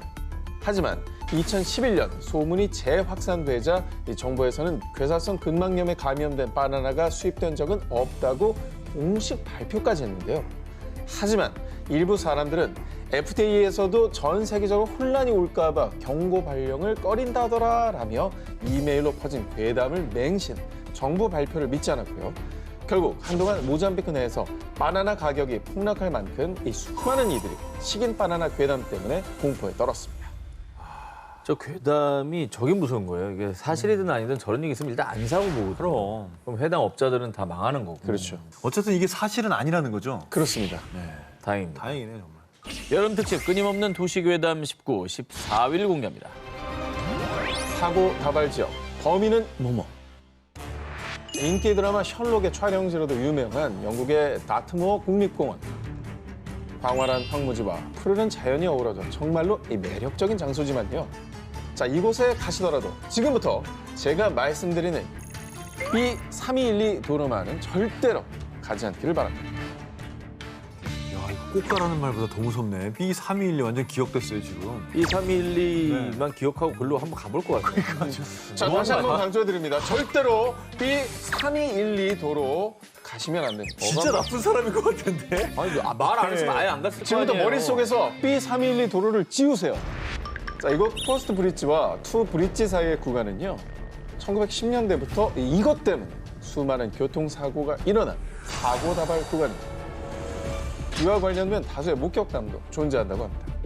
1921년 6월 근처 교도소의 의료진으로 근무하고 있던 헬비. 오토바이를 타고 문제의 B312 도로를 지나던 중 갑자기 제멋대로 움직인 오토바이. 핸들도 말을 듣지 않았고 결국 그는 이 사고로 사망.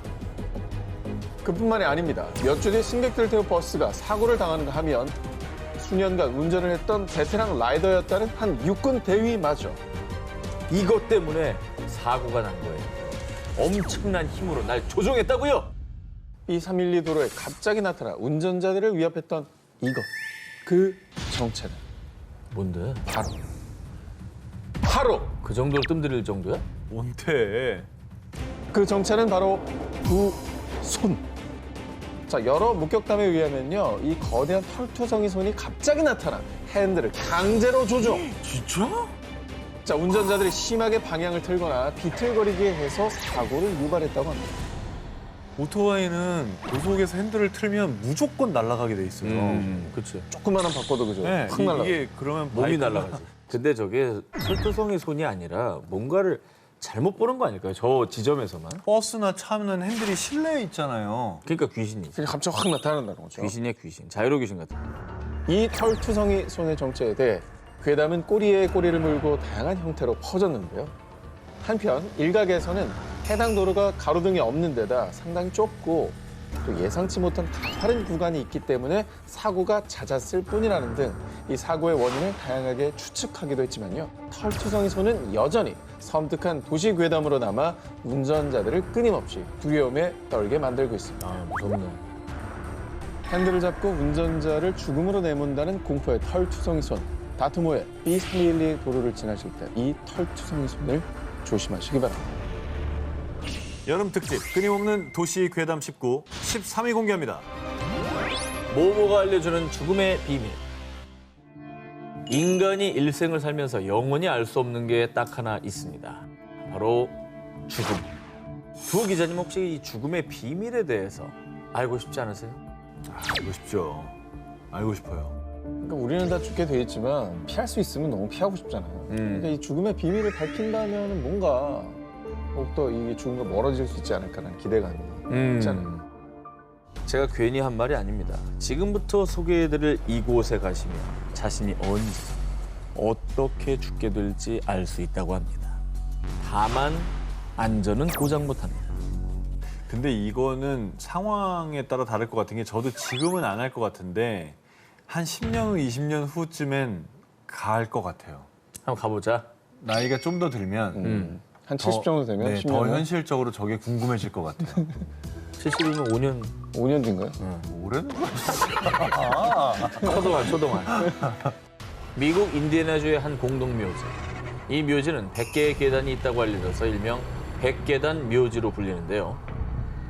실제로 이 묘지에 다녀온 사람들의 말에 따르면 만약에 자신의 죽음에 대해 알고 싶다면 묘지가 완전히 어둠에 잠식된 시간, 정확히 자정에 이 묘지에 있는 100개의 계단을 오르면 된다고 합니다. 하나, 둘, 셋. 완전한 어둠에 묻힌 밤. 인적 하나 없는 공동묘지에서 100개의 계단을 오른 후 들판 쪽을 바라보면요. 장의사의 유령이 나타나서 보여주는 환상. 그것이 바로 100계단을 오른 자의 죽음. 언제 어떻게 죽는지 미리 알려준다고 합니다. 이런 얘기가 나왔다는 거는 이걸 본 사람이 있다는 얘긴데? 그런데 여기서 끝이 아닙니다. 계단을 다시 내려갈 때도 하나, 둘, 셋. 끝까지 긴장의 끈을 놓지 말아야 합니다. 만약에 내려갈 때도 센 계단 수가 올라갔을 때와 똑같이 100개라면 장의사 유령이 보여줬던 미래의 죽음은 거짓. 하지만 내려갈 때 센 계단 수가 100개보다 많거나 적다면 장의사가 보여준 당신의 죽음은 진짜. 언젠가는 실현된다고 합니다. 이 100계단 묘지 괴담이 사람들에게 너무나 많이 퍼졌던 탓일까요? 현재 묘지는 해가 진 후부터 새벽까지는 출입 금지. 괴담처럼 자정에 계단을 밟는 것은 불법이라고 합니다. 게다가 현재 묘지의 계단은 공사를 거쳐 총 60여 개의 계단만 남은 상태라고 하니까요. 이 괴담의 진실을 영영 알 수 없게 됐다고 합니다. 죽음을 미리 보여준다는 공포의 100계단 묘지 괴담. 과연 당신의 죽음은 언제 어떻게 찾아올까요? 여름 특집 끊임없는 도시괴담 19, 12위를 공개합니다. 이곳을 지날 때 모모를 지니지 마시오. 미국 하와이주 오아후 섬의 팔리 고속도로. 이곳의 현지인들 사이에서는 아주 먼 옛날 고대 시대부터 전해져 오는 금기사항이 있습니다. 실제로 카파누이라는 사람이 겪은 일인데요. 버스를 타고 이 팔리 고속도로를 지나던 중 갑자기 버스 시동이 꺼지는 상황이 발생. 이에 버스 기사는요. 금기사항을 어긴 승객을 색출. 그것을 버스 밖에다 버리고 나니 그제야 버스가 출발했다고 합니다. 부적 같은 거요? 뭐예요? 그렇죠. 불길한 뭔가를 가득한 것 같은데. 불길하죠. 종교적인 뭐 이런 거. 근데 이게 사람들 다 아는 건가 봐. 다 알죠. 오아우 섬의 팔리 고속도로를 지날 때 절대 지녀서는 안 되는 그것은 바로 삼겹살. 아이, 뭔 소리? 어딘데 여기가? 하와이입니다. 오아후 섬. 돼지고기를 지닌 자 이 도로를 지나갈 수 없으리라. 아, 돼지고기네. 베이컨도 파? 전해지는 바에 따르면 팔리 고속도로에서 돼지고기를 운반하면 갑자기 차가 고장나는 알 수 없는 사고가 일어난다고 합니다. 야, 돼지신인가? 저기 사는 그 산신령 같은 애는 돼지를 되게 싫어하나 보다. 아, 이슬람교인가? 이 현지에서 전해지는 괴담에 따르면요. 화산의 신인 펠레와 돼지의 신인 카마푸아는 한때 사랑했던 연인 사이입니다. 하지만 잦은 싸움 끝에 결국 이별했고요. 이에 오아후 섬을 양쪽으로 쫙 갈라서요. 섬의 서쪽은 펠레의 영역, 그리고 섬의 동쪽은 카마푸아의 영역. 이렇게 각각의 영역을 나눠서 반대편에 머무르면서 서로의 영역을 침범하지 않기로 약속했다는 겁니다. 이때 돼지고기는 돼지의 신인 카마푸아의 일부로 간주. 그렇기 때문에 만약 화산의 신인 펠레의 영역으로 가는 팔리 고속도로를 지날 때 돼지고기를 지니고 가는 사람이 있으면 펠레가 보낸 노파가 하얀 개를 안고 길을 막아서며 어딜 감히 돼지고기를 가지고 지나가려고 해! 그러면서 차가 갑자기 고장나는가 하면 심할 경우 사고까지 발생. 결국 안전하게 길을 지나가려면 노파의 개에게 돼지고기를 먹여야 한다는 겁니다. 지니고 있는 돼지고기를 모두 버리고 가야 한다는 거죠. 다소 허무맹랑하게 느껴질 수도 있지만 실제로 일부 현지인들은 아직까지도 이 괴담을 믿어서요. 팔리 고속도로를 지날 때만은 소시지든 샌드위치든 돼지고기가 들어간 그 어떤 것이든 지니지 않는다고 합니다. 여름 특집 끊임없는 도시괴담 19 11일을 공개합니다. 모모가 단골인 술집. 미국의 대문호 어니스트 해밍웨이가 살행한 휴양지 키웨스트 섬. 이곳에는 해밍웨이의 단골 술집으로 알려진 캡틴 토니스 살롱이라는 유명한 술집이 있는데요. 키웨스트 섬에 방문한다면 해밍웨이의 발자취를 따라 이 술집 바에 앉아서 술 한잔 하고 싶으시죠? 자, 그런데요. 단 한 가지 주의할 점이 있습니다. 깊은 밤에는 말이죠. 절대로 이 술집 근처에도 가지 마십시오. 영업이 끝난 고요한 밤만 되면 이 문을 두드리며 이곳을 찾는 특별한 손님이 있는데요. 그 손님은 바로 유령. 토니 하고 주인을 부르는 소리가 들리는 등 이 유령 목격담이 끊이질 않았던 건데요. 자, 그런데 이곳에 이런 괴담이 퍼진 이유는 더욱 섬뜩합니다. 1851년 해당 건물은 키웨스트의 첫 영안실로 쓰였는데요. 뿐만 아니라 건물 내부에 자리 잡은 큰 고목나무는 한때 각종 범죄자를 처형하던 교수대로 사용됐다고 합니다. 처형된 유령들이 나타나는 걸 수도 있겠네요. 고요한 밤이 되면. 그렇죠. 자, 그리고 이 술집에서 가장 많이 목격된 유령 중 하나, 바로 피로 뒤덮인 파란 드레스를 입은 여인 유령인데요. 16명의 해적은 물론 이 가족까지 잔인하게 살해했다고 알려진 해당 여성의 유령 또한 교수대에서 처형당한 사람 중 한 명이었다고 합니다. 해밍웨이가 갔던 데니까 가보려는 사람도 많겠지만 저 유령이 많이 나온다고 하면 또 그런 데를 찾아가는 사람도 있잖아요. 다크 투어 좋아하시는 분들 계시잖아요. 해당 건물은 시가 공장, 주류 판매소를 거쳐 1933년 술집으로 오픈했고요. 1958년 주인이 바뀌며 이름도 현재 캡틴 토니스 살롱으로 바뀐 건데요. 정말 소름 돋게도 1980년대 바닥 공사를 하던 중 15구가량의 유골이 실제로 발견되며 흉흉한 괴담에 힘을 더했습니다. 실제로 유골이 발견됐다고? 그렇습니다. 그러면 괴담 없어도 무서워서 못 가겠다. 언젠가 평화로운 섬 키웨스트 이 술집을 찾게 되신다면 옆자리에 앉은 손님 유령일 수도 있으니 조심하시기 바랍니다. 여름 특집 끊임없는 도시 괴담 19 10위 공개합니다. 일본 모모의 하나코. 절대로 하나코를 불러서는 안 돼. 이번 괴담은 아주 오래전부터 일본 초등학생들 사이에서 전설처럼 전해지는 괴담입니다. 일본 초등학생들을 공포에 떨게 한 하나코의 정체 지금부터 알려드리겠습니다. 방과 후 활동이 늦게 끝나 텅 빈 교실에 혼자 남아있던 키코는 잠깐 화장실만 들렀다 집에 가려고 했는데요. 왜 학교에 혼자 남아? 꼭 이런 얘기 그렇더라. 자기 혼자 남아가지고 뭐 귀신 보고 막. 화장실 혼자 가는 건 참아야 돼요. 네. 교실에서 가장 가까운 3층 화장실을 이용한 키코. 그런데 뭔가 이상했습니다.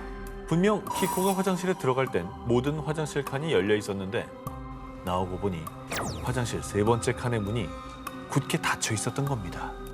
친구일까 싶어 말을 걸었지만 돌아오는 답은 없었고요. 오싹한 기운을 느낀 키코는 서둘러 화장실에서 나오려고 했는데요. 그런데 정말 이상하게도 복도와 연결된 화장실 문이 열리지 않는 겁니다. 아, 어떻게 갇혔네. 그러니까. 키코는 불현듯 혼자 있는 늦은 밤 학교 3층 화장실 3번째 칸에서 하나코가 나온다는 이야기가 떠올랐습니다. 혹시 너 하나코야? 하나코의 이름을 조심스럽게 부르자 화장실 안에서 들려오는 의문의 소리. 그리고 잠시 후 3번째 칸 화장실 문이 열리면 나타난 빨간 치마를 입은 의문의 정체. 바로 하나코였습니다. 어우, 주저앉았겠다. 말이 돼. 진짜 아무것도 안 나와도 밤에 혼자 화장실 가는 것도 무섭거든요, 사실. 근데 하나코가 뭔가 화장실과 좀 사연이 있나 봐요. 그렇습니다. 1879년생으로 알려진 소녀 귀신 하나코. 괴담에 따르면 휴일에 학교에 놀러온 하나코가 괴한에게 쫓겨 화장실 3번째 칸에 숨었지만 결국 들켜서 살해당했고 그 이후 학교 화장실에서 하나코 귀신이 나타난다는 괴담이 전해진 건데요. 이 밖에도 굳게 잠겼던 화장실 문이 갑자기 열리더니 하나코가 불쑥 튀어나와 변기 속으로 아이를 끌고 갔다. 소녀 귀신 하나코에 대한 소문은 꼬리에 꼬리를 물고 이어졌고요. 심지어 하나코를 소환하는 방법이 일본 초등학생들 사이에서 유행하기도 했다고 합니다. 먼저 하나코를 부르기 위해 아무도 없는 화장실에서 빙글빙글 13번을 돈 뒤 3번째 칸 앞에 서서 똑똑 하나코 거기 있니? 나 여기 있어. 하나코가 답을 한다고 하는데요. 답을 들은 뒤 3초 안에 도망가지 않으면 하나코의 손에 죽음을 면치 못한다고 합니다. 음침한 밤, 혼자 있는 화장실에서만 나타나는 하나코 이야기는 많은 사람이 여전히 하나코를 소환할 수 있다고 믿고 있습니다. 방황하는 모모의 정체. 영국 잉글랜드 셰필드의 스톡스브리지 바이패스 도로. 어둠이 내려앉은 깊은 밤, 이 지역의 경찰이었던 케빈은 경찰차를 타고 도로를 순찰 중이었는데요. 갑자기 차 안 공기가 서늘해지더니 뒷좌석에서 퀴퀴한 냄새가 나기 시작. 뭔지 모를 오싹함을 느낀 케빈은 조심스럽게 뒤를 돌아봤는데요. 그런 거는 그냥 가야 돼. 보면 안 돼. 절대 보면 안 돼. 그러니까. 기싸움에서 밀리면 안 돼요. 앞만 봐야 돼. 그러니까.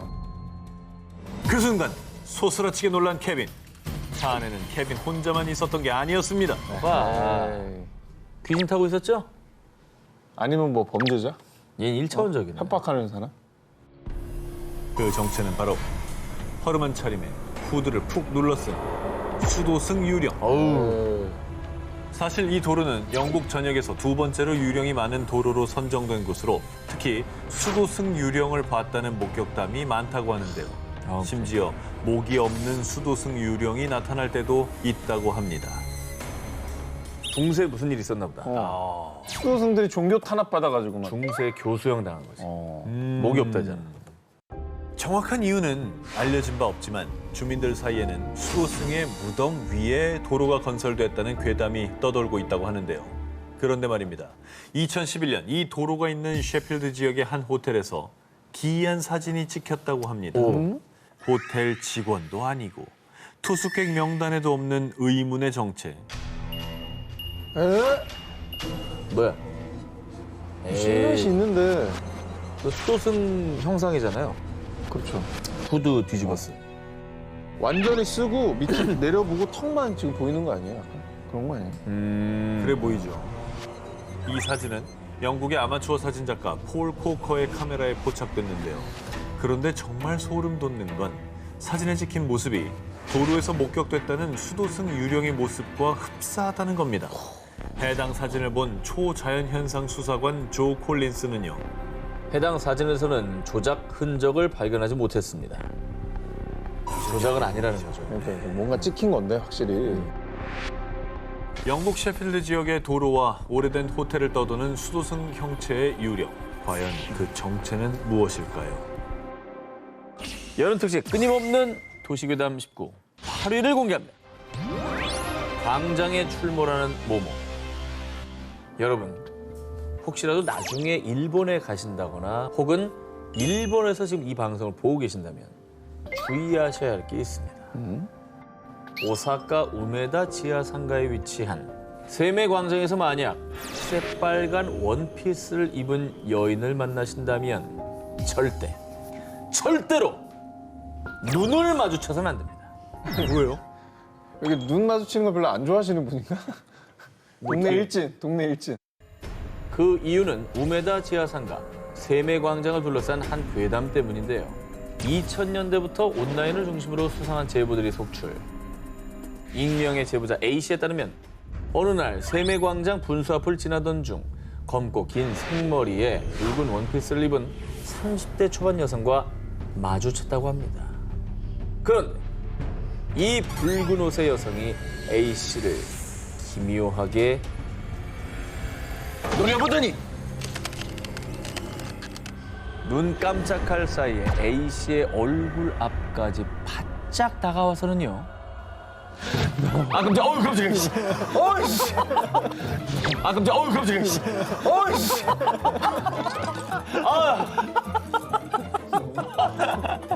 너 불안하다. 너 내가 죽일 거야. 여인의 눈동자는 흰자 하나 없이 온통 검은 자로 뒤덮여 있었습니다. 검은 자는 되게 무서운데. 이게 무섭다. A씨가 겁에 질려 몸이 굳은 순간 한 남자가 나타나 A씨를 구해줬고 붉은 옷의 여인은 그제야 사라져버렸습니다. 야, 이게 무섭다. 눈이 전부 하얀색이거나 전부 검은색이면 그 자체만으로도 무섭잖아요. 무섭지. 오싹했겠는데 진짜.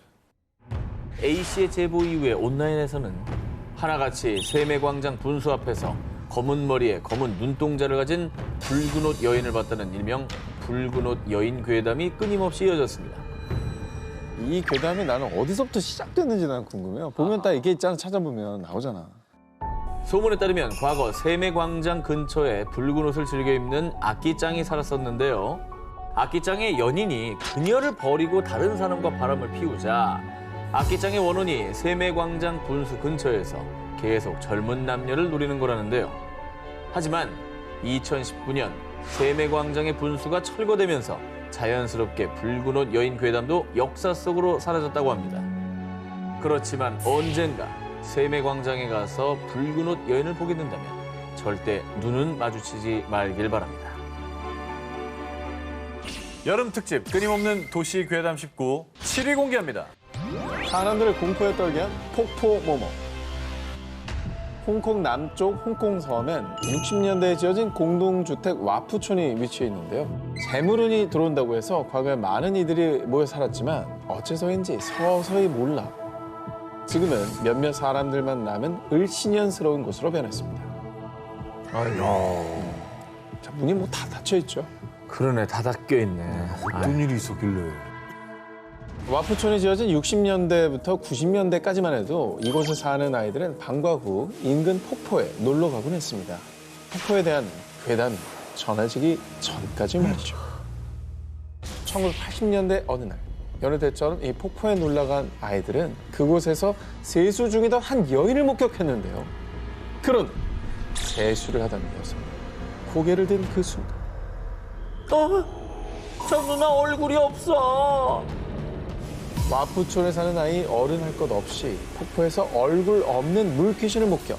그뿐만 아니라 하굣길 아이들이 이 폭포에 빠지는가 하면 성인도 무엇인가 홀린 듯 폭포에 뛰어드는 등 폭포에서 매년 의문의 익사 사고가 끊임없이 발생했습니다. 이에 정부는 경고 표지판까지 세웠지만 폭포에서 사고가 끊이질 않자 와푸촌 주민들은 폭포에 사고를 유발하는 물귀신이 있다라는 괴담을 믿어 의심치 않았는데요. 근데 이제 괴담이라고 치부하려 해도 사고가 자꾸 나니까 괴담을 사실로 더 믿게 되는 것 같아요. 근데 사고가 왜 자꾸 생기는 거예요? 주민들에 따르면 1900년대 초 폭포 근처에서 불량배들이 주민들을 학살. 그리고 와푸촌 터는 태풍 피해자들의 시신을 묻거나 일제강점기 시절 공동묘지로 쓰였다는데요. 그런데 매년 연고 없는 시신들을 이 폭포에 버렸고 이들의 원혼이 폭포에 떠돌며 각종 사고를 유발한다는 겁니다. 자, 그리고 이 괴담들을 믿는 와푸촌 주민들은 매년 재물을 대신할 일종의 부적을 만드는 등 와푸촌에서 제사를 지내기까지 했습니다. 그러니까 역사에 근거한 얘기니까 더 이 괴담이 믿겨지는 거죠. 그렇죠. 물귀신이 존재하든 괴담이 진짜든 아니든 더 이상 비극이 발생하지 않길 바랍니다. 여름 특집 끊임없는 도시 괴담 19 6위를 공개합니다. 그 섬에 가면 절대 하지 마시오. 일본 후쿠이현, 아름다운 절경을 이루고 있지만 사람이 살지 않는 오시마 섬. 오시마 섬을 여행하고 집으로 돌아가던 한 남성. 그런데 어쩐 일인지 갑자기 GPS 오류가 나며 길을 잃었습니다. 그리고 당황한 그의 눈앞에 떨어진 검은 물체. 정말 소름 돋게도 사람의 머리였습니다. 갑자기? 머리가? 갑자기 떨어졌다고? 뚝 떨어진 거죠. 어디서 떨어져요? 말이 이게? 돼? 그가 이런 기이한 일을 겪은 이유. 바로 오시마 섬에서 절대 하지 말아야 하는 불문율처럼 전해져 오는 금기사항을 어기어 저주를 받았기 때문입니다. 뭘 어겼길래 사람 머리가 떨어져? 오시마 섬에서 절대 하면 안 되는 첫 번째 금기 행동. 바로 섬을 시계 반대 방향으로 도는 것. 섬을 시계 반대 방향으로 돌 경우 죽은 자의 세계로 옮겨져 저주를 받는다고 합니다. 야, 시계 반대 방향으로 걷는 것만으로 그런 일이 생긴다고? 절대 가면 안 되는구나. 이거 굉장히 도전 정신을 자극하는데? 어떻게 하라고 도전? 저기 모터 없는 안 되는 데 같아요. 걸어서만 갈 수 있는 데 같아요. 걸어가시면 돼요. 걸어가야지. 그리고 두 번째 금기 행동. 자정에 이 섬의 빨간 다리를 절대 건너지 말 것. 밤에 오시마 섬의 다리를 건너면 마치 물귀신처럼 죽은 자들의 팔이 몸에 달라붙어 물속으로 끌어당긴다고 합니다. 저 정도 다리는 밤에 가긴 좀 무서운데요? 너무 무섭지. 굳이 저런 얘기가 없어도 밤에 저길 가기에는 좀 그런데? 저는 이유가 궁금해요. 왜 저렇게 흉흉한 괴담이 생긴 건지. 오시마 섬에 흉흉한 괴담이 떠도는 이유. 바로 이곳이 죽은 자들의 혼이 모이는 곳이기 때문이라고 합니다. 오시마 섬에서 가까운 곳에 일본의 해안 경승지이자 자살로 유명한 절벽 도진보가 있는데요. 아이고. 종종 도진보에서 자살한 시신들이 오시마 섬으로 떠내려와 그 혼들이 모였다는 얘기가 퍼졌기 때문입니다. 그래서 이제 오시마 섬의 빨간 다리를 건널 때면 누군가가 발목을 잡는 듯한 그런 느낌을 받은 사람이 많다고 합니다. 이런 소문을 들으면 그냥 거기 안 가게 되는 거 아니에요? 돌아가신 분들이 실제로 모이기도 한다고 하니까. 시신들이 모이니까. 저기 갔다가 그런 걸 또 마주할 수도 있는 거잖아요. 자, 금기 사항을 어겼을 때 죽음의 세계로 데려간다는 오시마 섬의 괴담이었습니다. 옷장에 모모가 산다. 2021년 어느 늦은 밤 혼자서 잠을 자던 2살배기 소녀의 방에서 들린 비명소리 그리고 소녀의 입에서 나온 충격적인 이야기. 엄마가 옷장에서 저를 불러요. 자꾸만 놀아달라고 하는데 너무 무서워요. 아니, 엄마가 부르는데 왜 무섭지? 엄마가 부르면 좋은 거 아닌가? 아니면 이제 뭐 슬픈 사연으로 엄마가 낳다가 뭐 돌아가셨다. 아하. 그런데 말입니다. 정말로 놀라운 사실은 아이의 엄마는 멀쩡히 살아 있었습니다. 아, 다행이다. 옷장에서 아이를 부른 적도 없다고 합니다. 그럼 뭐예요? 아이를 누가 불렀다며? 아기가 들었다며? 그리고 엄마 소리였어요. 그럼 정체가 뭐예요? 매일 밤 아이가 혼자 있는 방에 나타나는 이른바 엄마 도플갱어 유령. 이 이야기는 올해 6월 아이의 엄마 크리스티나가 SNS에 게시하며 조회수 430만 회 돌파. 화제가 됐습니다. And she said, well, it's just, she's like, Mommy, there's someone else that comes in here. She looks just like you, but I know she's not you. There's someone who comes in here after I put you to bed that looks like me, but isn't me. And she's like, she looks just like you, Mommy, but she wants me to follow her inside my closet. And I don't want to go with her. 근데 왜 하필 또 옷장 안에서 불러? 그 엄마랑 똑같이 생겼는데 확실히 엄마는 아니다. 옷장 귀신들이 있어. 야, 근데 완전 작정하고 꼬셔가려고 엄마의 모습을 하고 나타나는 거 아니에요? 하하. 크리스티나도 매일 밤 아이의 방에 나타난다는 자신과 꼭 닮은 존재의 정체가 궁금했습니다. 그래서 딸의 방에 카메라까지 설치했는데요. 하지만 아무것도 포착되지 않았다고 합니다. 그런데 도플갱어 귀신을 본 건 크리스티나의 가족만이 아니었습니다. 이 이야기를 들은 일부 누리꾼들은요. 저도 어릴 때 똑같은 경험을 한 적이 있어요. 심지어 저희 엄마는 제 방에 다른 사람이 있는 줄 알았대요. 어떤 유령들은 사람의 목소리와 외모까지도 따라하기도 해요. 미국에서 어린 시절 크리스티나의 딸처럼 부모님과 같은 모습 그리고 같은 목소리로 나타난 유령을 본 사람들이 많았다는데요. 이게 유사한 사례가 많으면 신빙성이 더해지니까. 가족과 같은 모습으로 어린아이들을 홀리는 도플갱어 유령 정말 존재하는 걸까요? 왜 하필 어린아이들에게만 나타나는 걸까요? 여름 특집 끊임없는 도시 괴담 19 4위 공개합니다. 약수터에 모모가 나타난 이유. 2001년 8월 경상남도 사천의 어느 산. 밤 9시쯤 A씨는 약수터를 지나고 있었습니다. 그 순간. 귀신이다! 사람 살려! 귀신을 보고 혼비백산에 산에서 내려온 A씨. 그런데 약수터에서 귀신을 봤다는 사람은 A씨뿐이 아니었습니다. 같은 달 다른 동네 주민 2명 또한 저녁 무렵 약수터에서 소복을 입은 귀신을 목격. 놀라서 뛰어 내려왔다고 하는데요.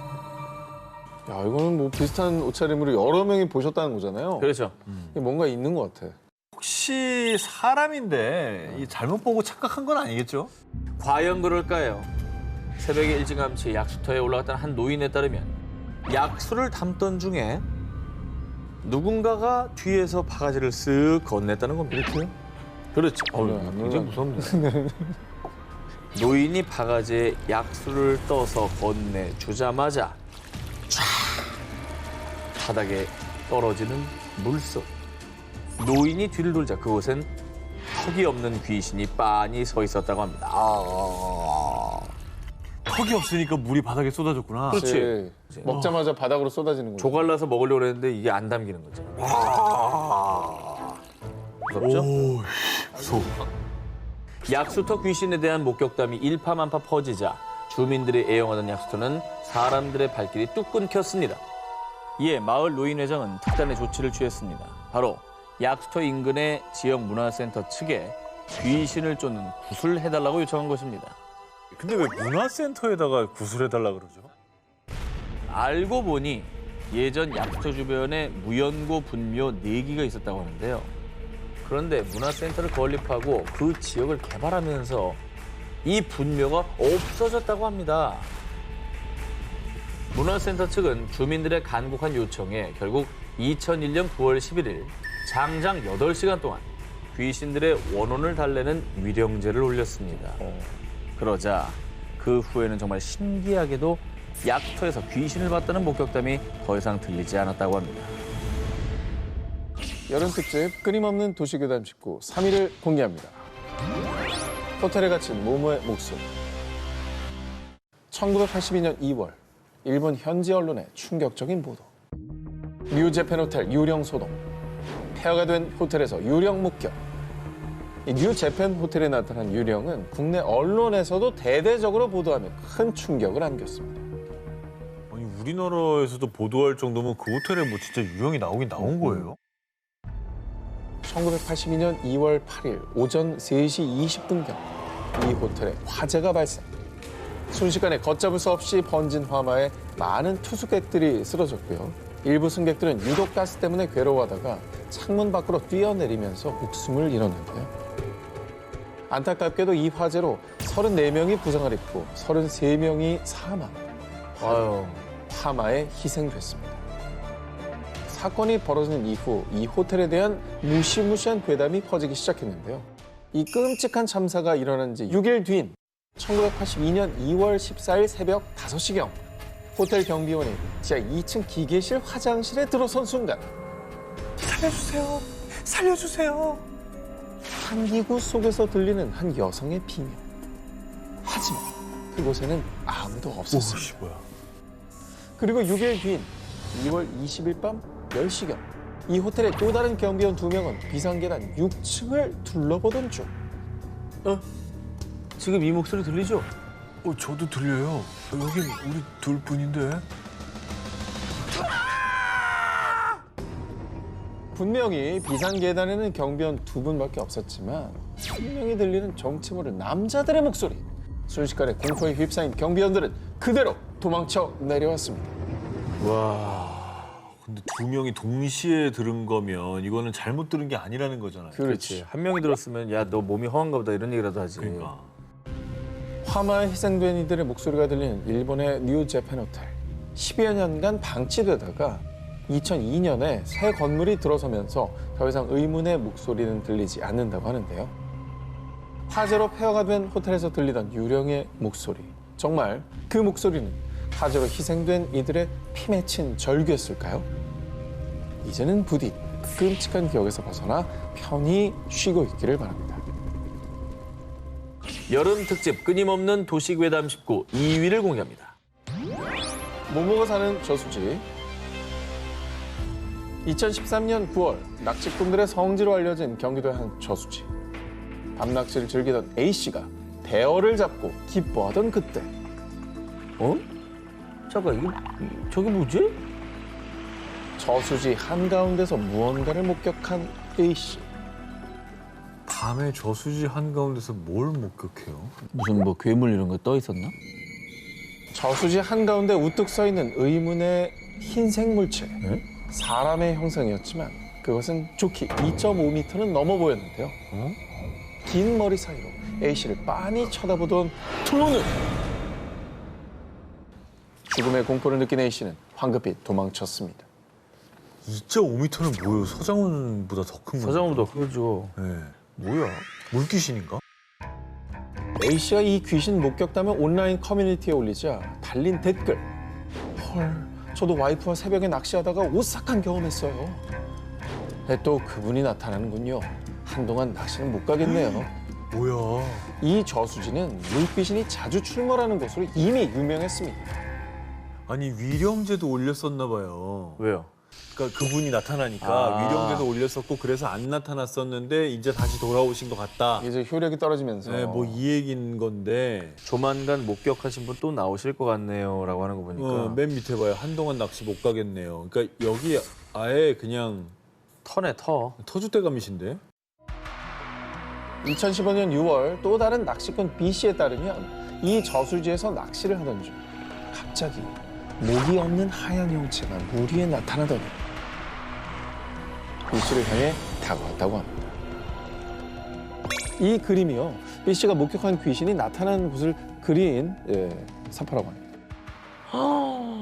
저걸 그릴 정도면. 그렇죠. 굉장히 구체적이죠. 이거 진짜인 것 같은데 이거는. 이 저수지에서 실제로 발생한 사건. 저수지에서 20대 숨진 채 발견. 저수지에서 4인 가족 동반 자살. 이 저수지에서 유난히 사건 사고가 많이 발생을 해서요.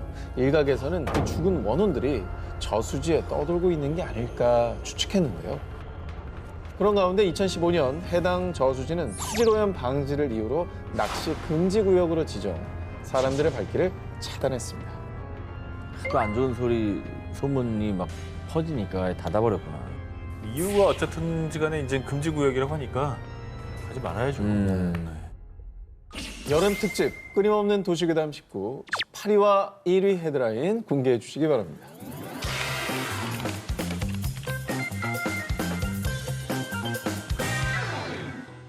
(1700년대) 초반 조선시대. 당시 사람들을 극도의 공포로 몰아넣은 아주 기괴한 괴담이 있습니다. 아니 옆 동네 박씨 집에서 또 애가 없어졌다며? 아휴, 올해 들어서만 대체 몇 번째야. 아니 불안해서 애들을 두고 어디 일도 못 가겠다니까.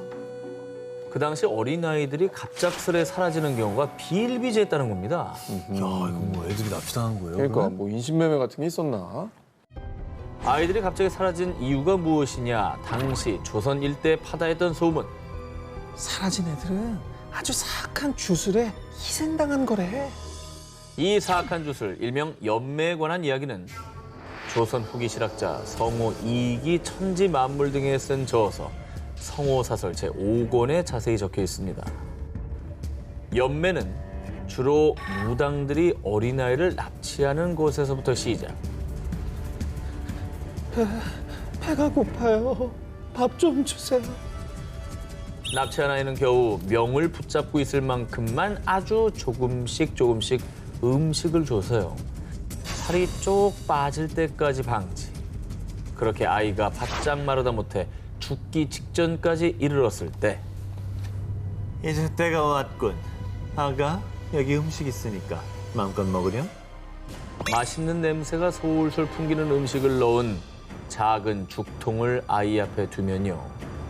굶주림에 잔뜩 시달린 아이는 앞뒤 가리지 않고 죽통 안으로 달려든다는 것입니다.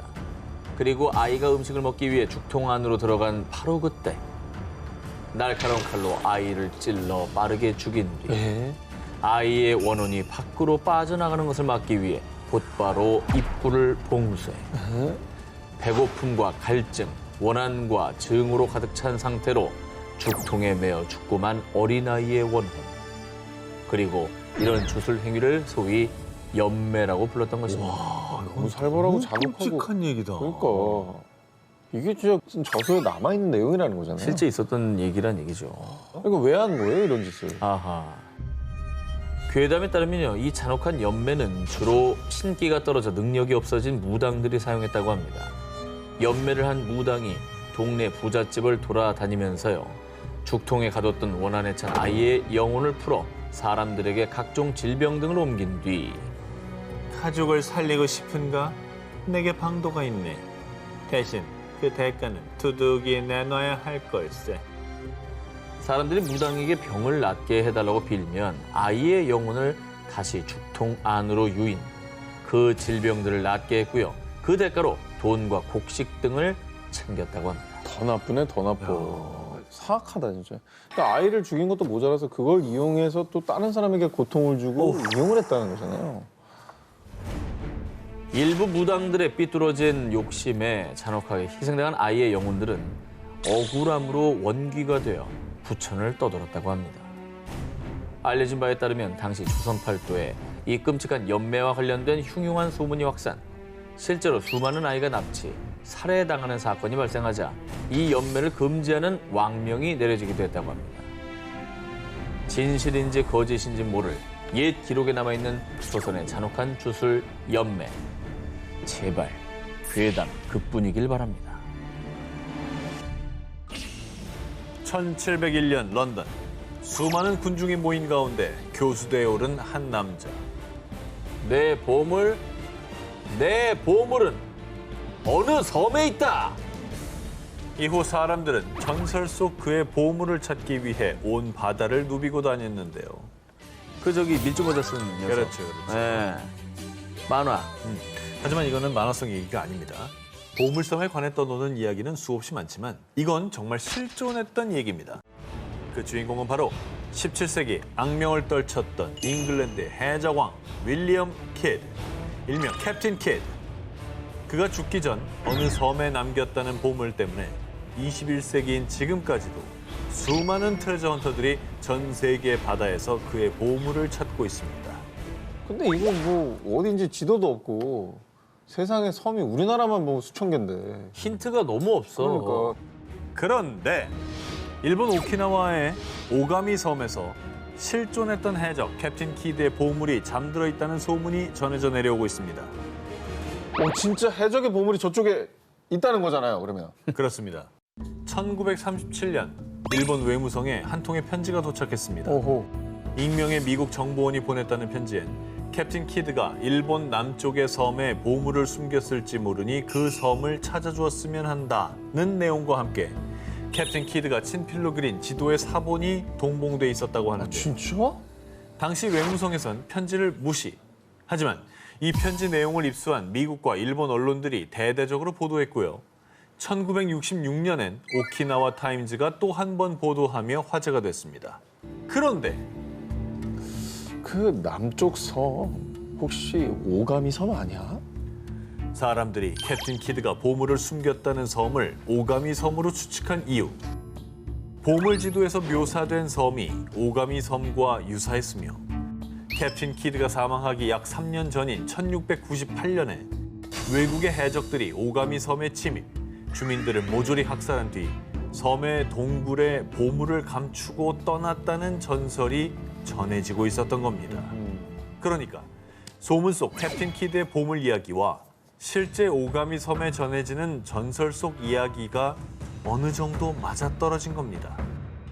실제로 오가미 섬이 캡틴 키드의 보물이 잠든 곳으로 지목되자 수많은 트레저 헌터가 이곳을 방문, 동굴 근처와 출입 금지 장소까지 샅샅이 찾았지만 모두 보물을 찾는데 실패.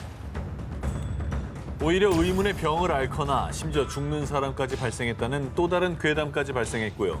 동굴 입구를 찾은 주민에 따르면 유골만이 가득했다는데요. 캡틴 키드는 정말 오가미 섬에 보물을 숨겼던 걸까요? 아니면 이 섬엔 사람들을 이끄는 또 다른 무언가가 있었던 걸까요?